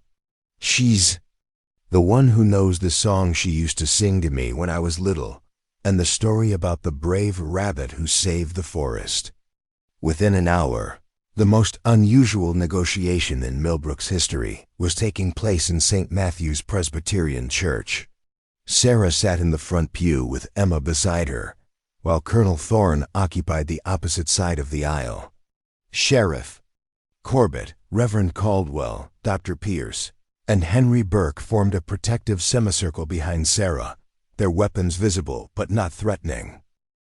Thorne studied Sarah's face with professional thoroughness, comparing her features to the mental image he carried of Catherine Walsh. The resemblance was indeed striking, but there were subtle differences that became more apparent upon close examination. "Mrs. Mitchell, I apologize for the disruption my search has caused in your life. The woman I'm seeking bears a remarkable resemblance to you, which has led to considerable confusion." Sarah's voice was steady despite the circumstances. "Colonel Thorne, I understand you've lost money to this Catherine Walsh person, but I can assure you that I've never been to Kansas City, never worked in a bank, and never stolen anything more valuable than apples from a neighbor's tree when I was Emma's age." "Where did you come from before arriving in Millbrook?" Thorne asked, his tone remaining conversational. "A small farming community called Riverside, about 200 miles east of here. My husband died in a farming accident, and I decided to start fresh somewhere new." Sarah's story was simple and consistent, delivered without the nervous elaboration that might suggest deception. Thorne leaned back in the pew, his pale eyes thoughtful. "And you chose Millbrook specifically because it was far enough away to feel like a new beginning, but small enough that Emma and I could become part of the community. I wanted her to grow up somewhere safe and peaceful." "Mama," Emma interjected with the timing that only children possess, "tell the colonel about the mean lady who tried to take our train seats." Sarah smiled despite the tension in the room. "About 50 miles outside of Denver, a woman boarded our train and tried to claim that Emma and I were sitting in seats she'd reserved. She was quite rude about it, demanding that the conductor move. You was to accommodate her. But when the conductor checked his records, it turned out she didn't have a reservation at all." "What did this woman look like?" Thorne asked, his interest suddenly sharpening. "She was about my height and build, with dark hair like mine. Actually, now that I think about it, she resembled me quite closely. Emma even mentioned that she looked like she could be my sister." Thorne exchanged a meaningful glance with the scarred man who had been permitted to attend the meeting as his lieutenant. "Did this woman say where she was traveling to?" "She mentioned something about meeting business associates in Kansas City. She seemed quite agitated about making her connection on time." The silence that followed this revelation was profound. Thorne sat motionless for nearly a minute, processing the implications of what he'd just heard. When he finally spoke, his voice carried a note of something that might have been regret. "Mrs. Mitchell, I believe you've just solved a puzzle that has cost several innocent people their lives.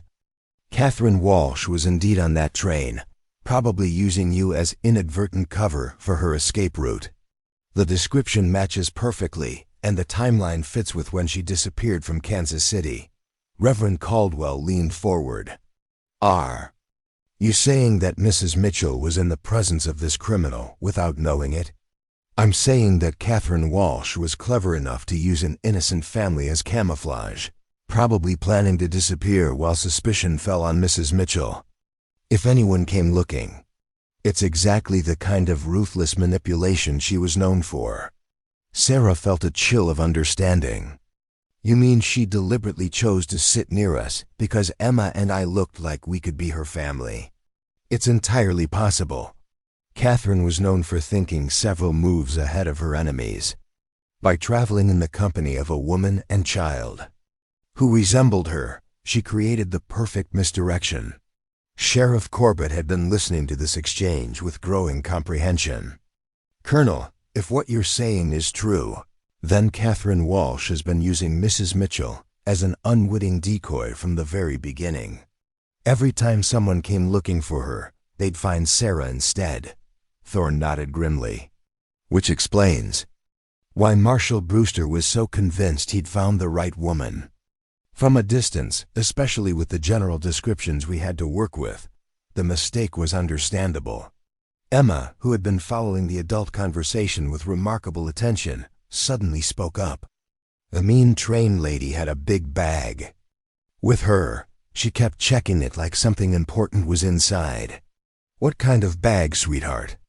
Thorne asked, his voice gentler than anyone in the room would have thought possible. It was brown leather, kind of old-looking, with brass corners. And a big lock. She held it on her lap the whole time, instead of putting it up with the other luggage. Thorne's expression became grim with certainty. That was my money bag. $50,000 in gold certificates and banknotes, stolen from a safe in my Denver headquarters. Catherine killed 2 of my men to get it, and she's been running ever since. Dr. Pierce cleared his throat. Colonel, assuming we accept that Mrs. Mitchell is innocent of any connection to your missing money, what happens now? There are still people out there who might make the same mistake Marshal Brewster did. That's a valid concern, Doctor. Catherine Walsh made enemies beyond just my organization. The Denver Banking Consortium has put a bounty on her head, and there are federal marshals who consider her a priority target. As long as Mrs. Mitchell bears such a strong resemblance to Catherine, she remain in danger. Sarah's heart sank as she realized the implications. You're saying that even though you believe I'm innocent, other people might still come after me. I'm afraid so, but I might have a solution to that problem. Thorne reached into his coat and withdrew a folded document, which he handed to Reverend Caldwell. That's a signed statement from me, witnessed and notarized, declaring that Sarah Mitchell of Millbrook is not Catherine Walsh, and that I have personally verified her innocence of any crimes against my organization. It won't stop federal authorities who might still have questions, but it should discourage most bounty hunters and private parties from bothering you. Henry Burke examined the document with surprise. Colonel, why would you do this? What's in it for you? Thorne was quiet for a moment, his gaze resting on Emma, who was watching him with the trusting attention of a child who had decided he might not be entirely bad after all. Mr. Burke, I've spent 20 years in a business that requires me to judge character quickly and accurately. Mrs. Mitchell and her daughter are exactly what they appear to be, good people who've been caught up in circumstances beyond their control. I may be a criminal, but I'm not a monster. I don't make war on innocence. He stood and addressed the entire group. I'll be leaving Millbrook within the hour, and I give you my word that neither I nor my men will return. But I want to offer one piece of advice. Catherine Walsh is still out there somewhere, and she's more dangerous than you might imagine. She has a talent for manipulating situations to her advantage, and she won't hesitate to sacrifice innocent people to save herself. Sarah stood as well, facing the man who had terrorized her community but was now offering protection. Colonel Thorne, thank you for listening and for believing the truth. I hope you find Catherine Walsh and recover your money. So do I, Mrs. Mitchell, for everyone's sake. As Thorne prepared to leave the church, Emma tugged on his coat sleeve one final time. Mr. Colonel, when you find the mean train lady, are you going to hurt her? Thorne looked down at the child who had somehow managed to touch his conscience, and for the first time since entering Millbrook, his expression showed genuine emotion. "Emma, some people make choices that have consequences they can't escape from. Catherine Walsh made those kinds of choices when she decided to steal from people and hurt innocent families like yours. But you won't hurt anybody else while you're looking for her, will you?" "No, little miss. I won't hurt anybody else." As Colonel Thorne and his men rode out of Millbrook, the town's residents gathered in small groups to process what had just occurred. They had prepared for a violent confrontation with one of the most dangerous criminals in the territory, only to witness a peaceful resolution brought about by a 6-year-old girl's courage and honesty. But even as they celebrated their good fortune, none of them realized that their ordeal was far from over. Because Catherine Walsh was indeed still alive, still dangerous, and still in possession of stolen money that had made her the target of hunters even more ruthless than Colonel Thorne. And she had been watching Millbrook from the surrounding hills, learning about the woman whose resemblance to her had provided such useful camouflage. Catherine had decided it was time to meet Sarah Mitchell face to face, and to make sure that her unwitting double never had the chance to expose her true identity to the wrong people. The most dangerous enemy Sarah would face wasn't someone who mistook her for Catherine Walsh. It was Catherine Walsh herself. And she was already planning her next move. 3 days after Colonel Thorne's peaceful departure from Millbrook, a stranger arrived in town who drew curious glances but no suspicion. She was a woman of perhaps 35, traveling alone in a modest buggy with luggage that suggested a person of modest means but respectable background. Her dark hair was pinned back in a simple style. Her dress was well made but not ostentatious, and her manner was quietly confident without being bold. What made her particularly unremarkable was how perfectly she seemed to fit the profile of countless women making new lives for themselves in frontier towns, widows, spinsters, or wives separated by circumstances from their husbands, all seeking the independence and opportunities that the American West promised to those brave enough to claim them. She took rooms at Mrs. Davidson's boarding house on the far end of town, registering under the name Mrs. Catherine Miller and explaining that she was considering Millbrook as a place to establish a dressmaking business. Her credentials seemed impeccable. Letters of recommendation from satisfied customers in other towns, examples of fine needlework, and the kind of practical knowledge about fabrics and fashion that only came from years of professional experience. Mrs. Davidson, a widow herself who understood the challenges facing women trying to make independent livings, welcomed her new boarder warmly. "Mrs. Miller, you've chosen an excellent time to consider Millbrook for your business. We already have one exceptional seamstress in town, Mrs. Sarah Mitchell, but there's certainly room for 2 skilled women in the trade." Catherine Walsh, for that was indeed who she was, smiled with just the right amount of modest interest. "I'd very much like to meet Mrs. Mitchell. Perhaps we could collaborate rather than compete. I've found that women in business often do better when they support each other rather than viewing each other as rivals." "What a refreshing attitude. I'm sure Sarah would be delighted to meet you. She's had quite a difficult time recently. Case of mistaken identity that caused her considerable trouble, but the community has rallied around her beautifully." Catherine's expression showed polite concern. Mistaken identity? How troubling for her. "I hope it wasn't anything too serious." "Oh, my dear, it was quite serious indeed. Some people thought she was a criminal named Catherine Walsh, can you imagine? Poor Sarah was even arrested and imprisoned before the truth came out. But everything's settled now, thank goodness." Catherine absorbed this information with the practiced calm of someone accustomed to learning that her activities had affected innocent people. The irony of the situation wasn't lost on her. She was now having tea with a woman who was gossiping about her own crimes while praising the victim she'd inadvertently created. How terrible for Mrs. Mitchell and her family. "I'm glad to hear." It was resolved satisfactorily.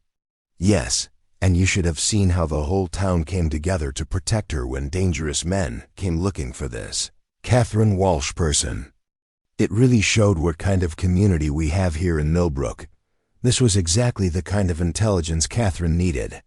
Not only had her unwitting double survived the attention from Colonel Thorne's organization, but the entire town was now emotionally invested in protecting Sarah Mitchell. Any direct approach would have to be carefully managed to avoid arousing the suspicions of people who were already sensitized to threats against their adopted daughter. Over the next several days, Catherine established herself as a model citizen of Millbrook. She attended church services, where she was introduced to Reverend Caldwell and expressed appropriate admiration for the community's moral character.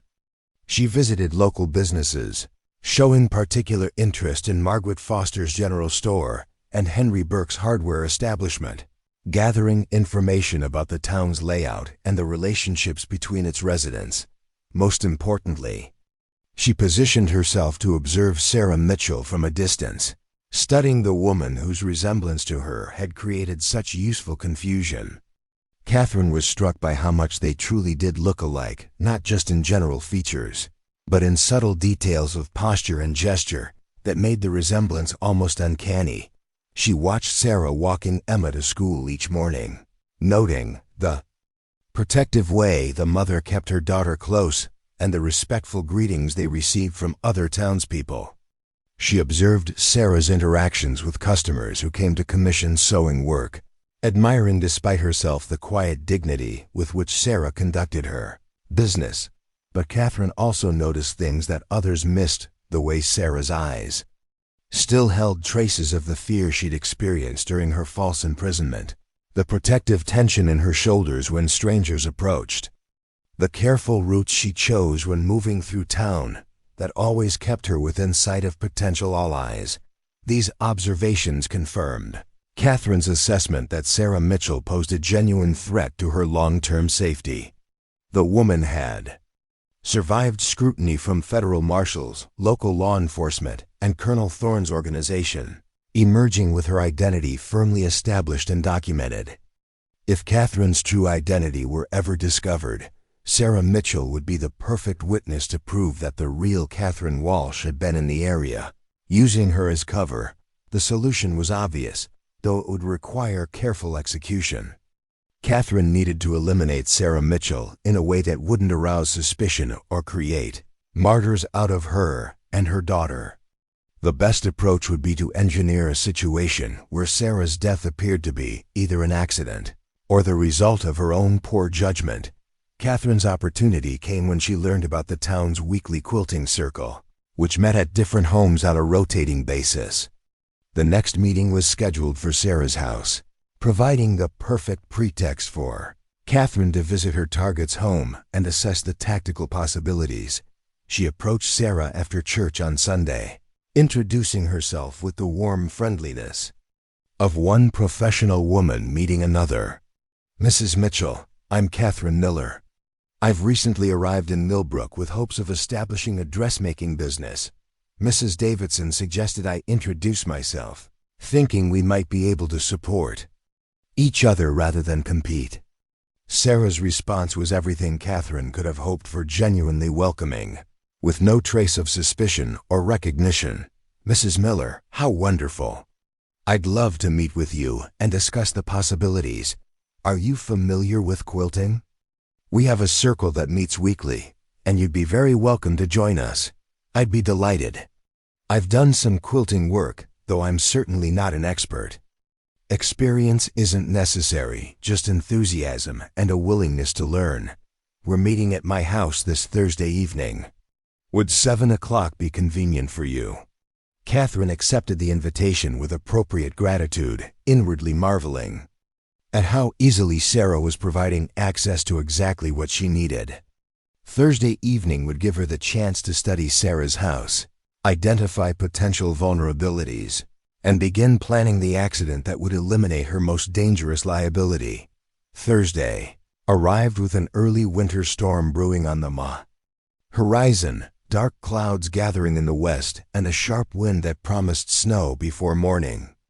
Catherine arrived at Sarah's house precisely on time, carrying a basket of fabric samples and wearing the expression of someone genuinely excited about participating in a community activity. The quilting circle consisted of 6 women besides Sarah and Catherine: Mrs. Eleanor Whitman, Margaret Foster, Martha Jenkins the schoolteacher, Mary Wallace, Dr. Pierce's wife Helen, and young Rebecca Morrison, who was engaged to the banker's son.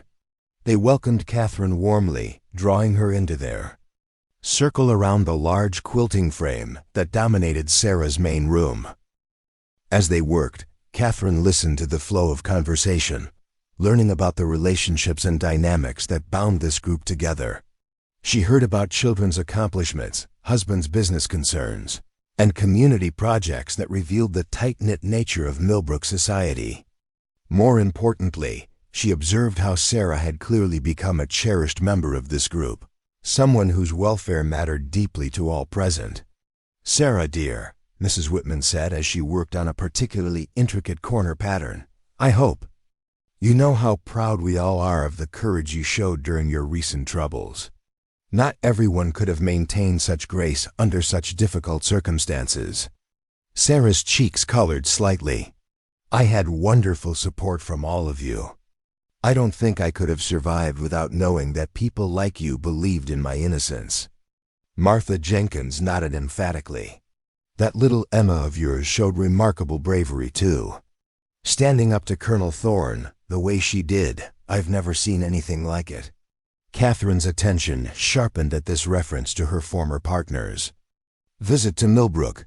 Colonel Thorne was here? How frightening that must have been." "Terrifying," Mary Wallace confirmed. "But Emma walked right up to him and told him he was looking in the wrong place. Can you imagine? A 6-year-old child facing down one of the most dangerous men in the territory." "Where is Emma this evening?" Catherine asked, noting the child's absence with professional interest. "She's having a sleepover at the Wallace house with our Lucy," Mary explained. "The girls have become inseparable since all the excitement." This information was even more valuable than Catherine had hoped. Emma's absence meant there would be one fewer witness to complicate whatever action Catherine decided to take.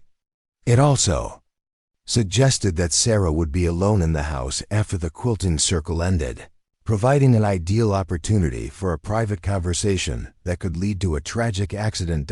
As the evening progressed, Catherine found herself genuinely impressed by the quality of work being produced by these frontier women. Their quilting was as fine as anything she'd seen in Denver or Kansas City salons, and their knowledge of techniques and patterns was surprisingly sophisticated. "Mrs. Mitchell," she said as they took a break for tea and cake, "your stitching is absolutely beautiful. Where did you learn such precise techniques?" Sarah smiled with modest pride. "My grandmother was a wonderful teacher. She believed that if something was worth doing, it was worth doing as well as possible.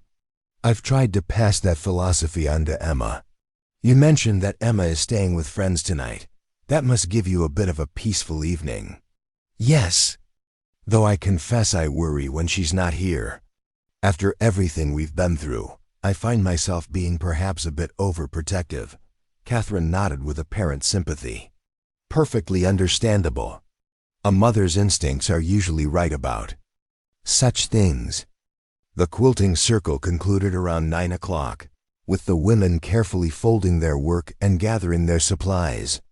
Catherine made appropriate appreciation for the evening's hospitality and promised to return the following week.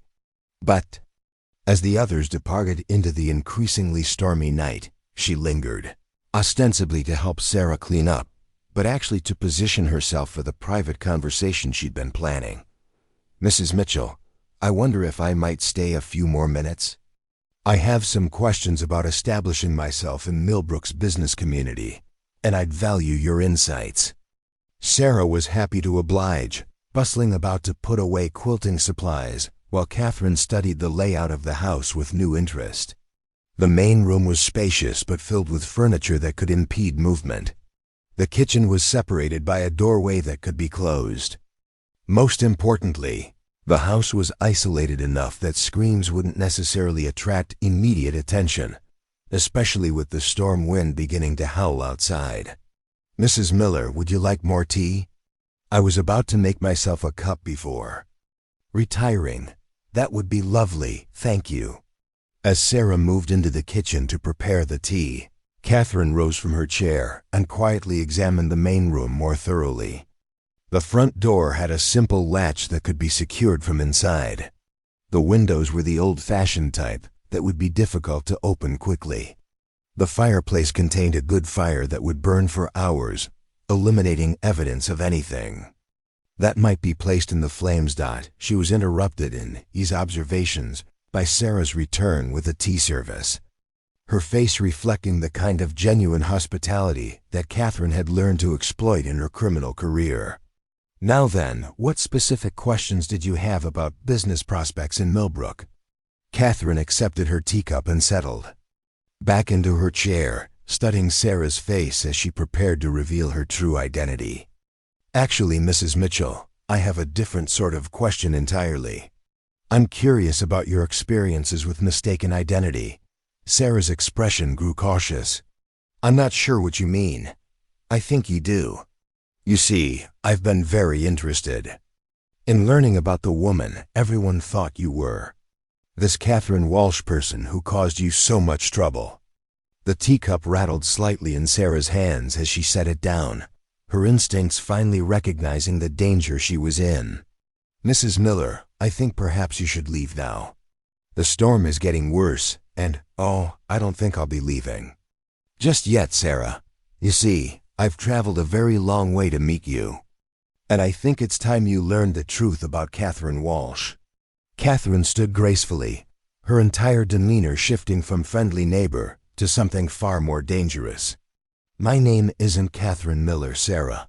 It's Catherine Walsh. And you and I need to have a very serious conversation about the problems your existence has created for me." The storm outside chose that moment to unleash its full fury, thunder crashing overhead as if nature itself was responding to the revelation that had just shattered the peaceful evening in Sarah Mitchell's home. The storm outside seemed to pause as Catherine Walsh's true identity hung in the air between the two women. Sarah's face went white, but her voice remained steady, a testament to everything she'd learned about courage during the past months. "You're the woman who destroyed my life."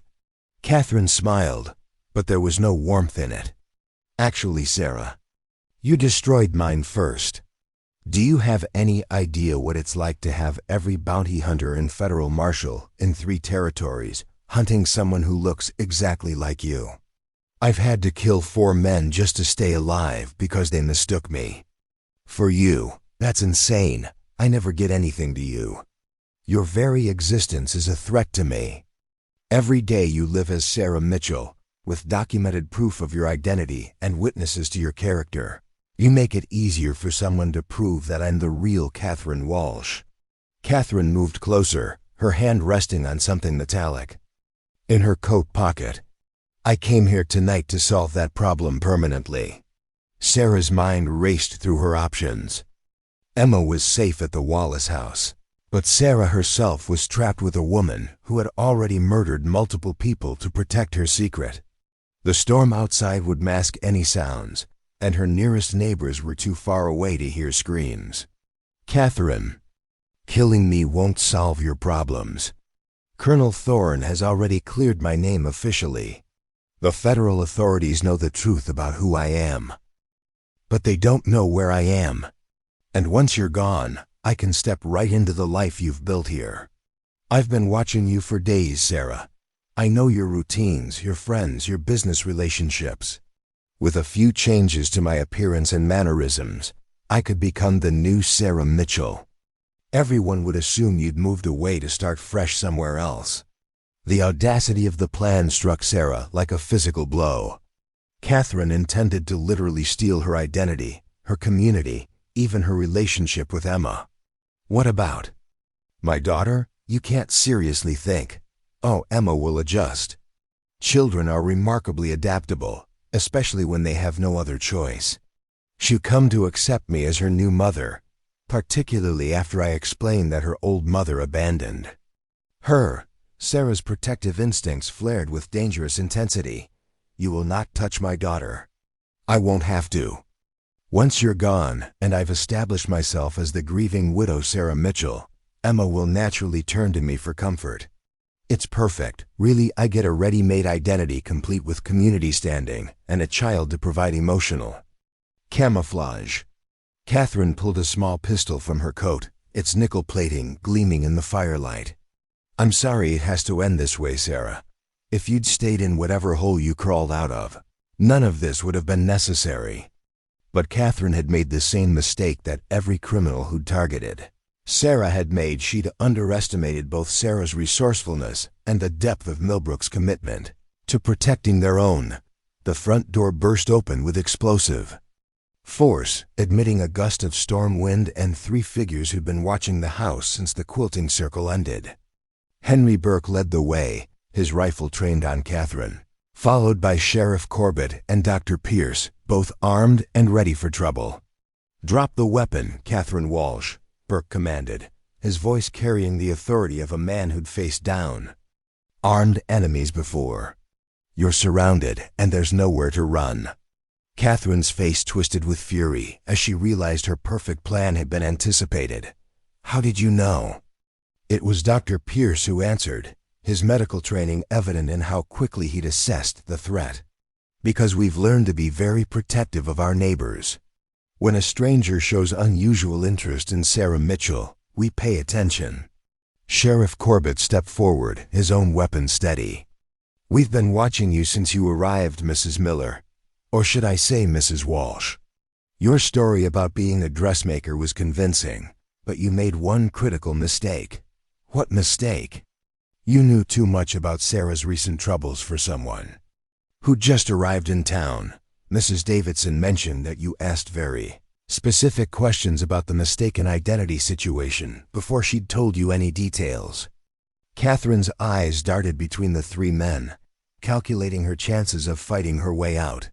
But even as she considered her options, more figures appeared in the doorway. Reverend Caldwell, several members of the quilting circle who'd returned when they noticed lights still burning at Sarah's house, and Martha Jenkins, who'd brought Emma back from the Wallace house when they'd realized something was wrong. Mama, Emma cried, running to Sarah despite the dangerous situation. Are you hurt? Sarah gathered her daughter close, tears of relief streaming down her face. I'm fine, sweetheart. Everything's going to be all right now. Catherine Walsh found herself facing a room full of armed, determined people who'd learned the hard way not to let threats against their community go unanswered.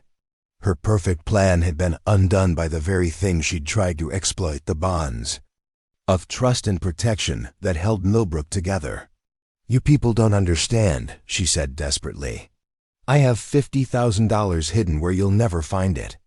I can make all of you wealthy if you just let me disappear.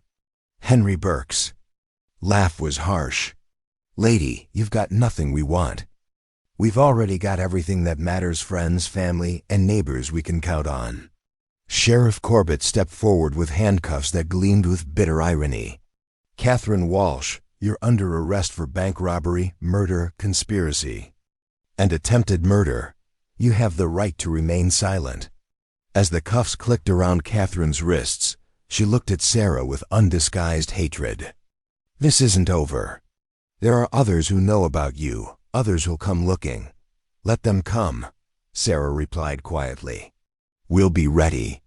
6 months later, Sarah Mitchell stood in the same church where her nightmare had begun, but this time she was there for a joyous occasion. Emma, now 7 years old and more confident than ever, was participating in the children's Christmas pageant, playing the role of the angel who announced peace on earth. The community that had once turned against Sarah in fear now surrounded her with genuine love and protection. Catherine Walsh was serving a life sentence in the territorial prison, her stolen money recovered and returned to its rightful owners.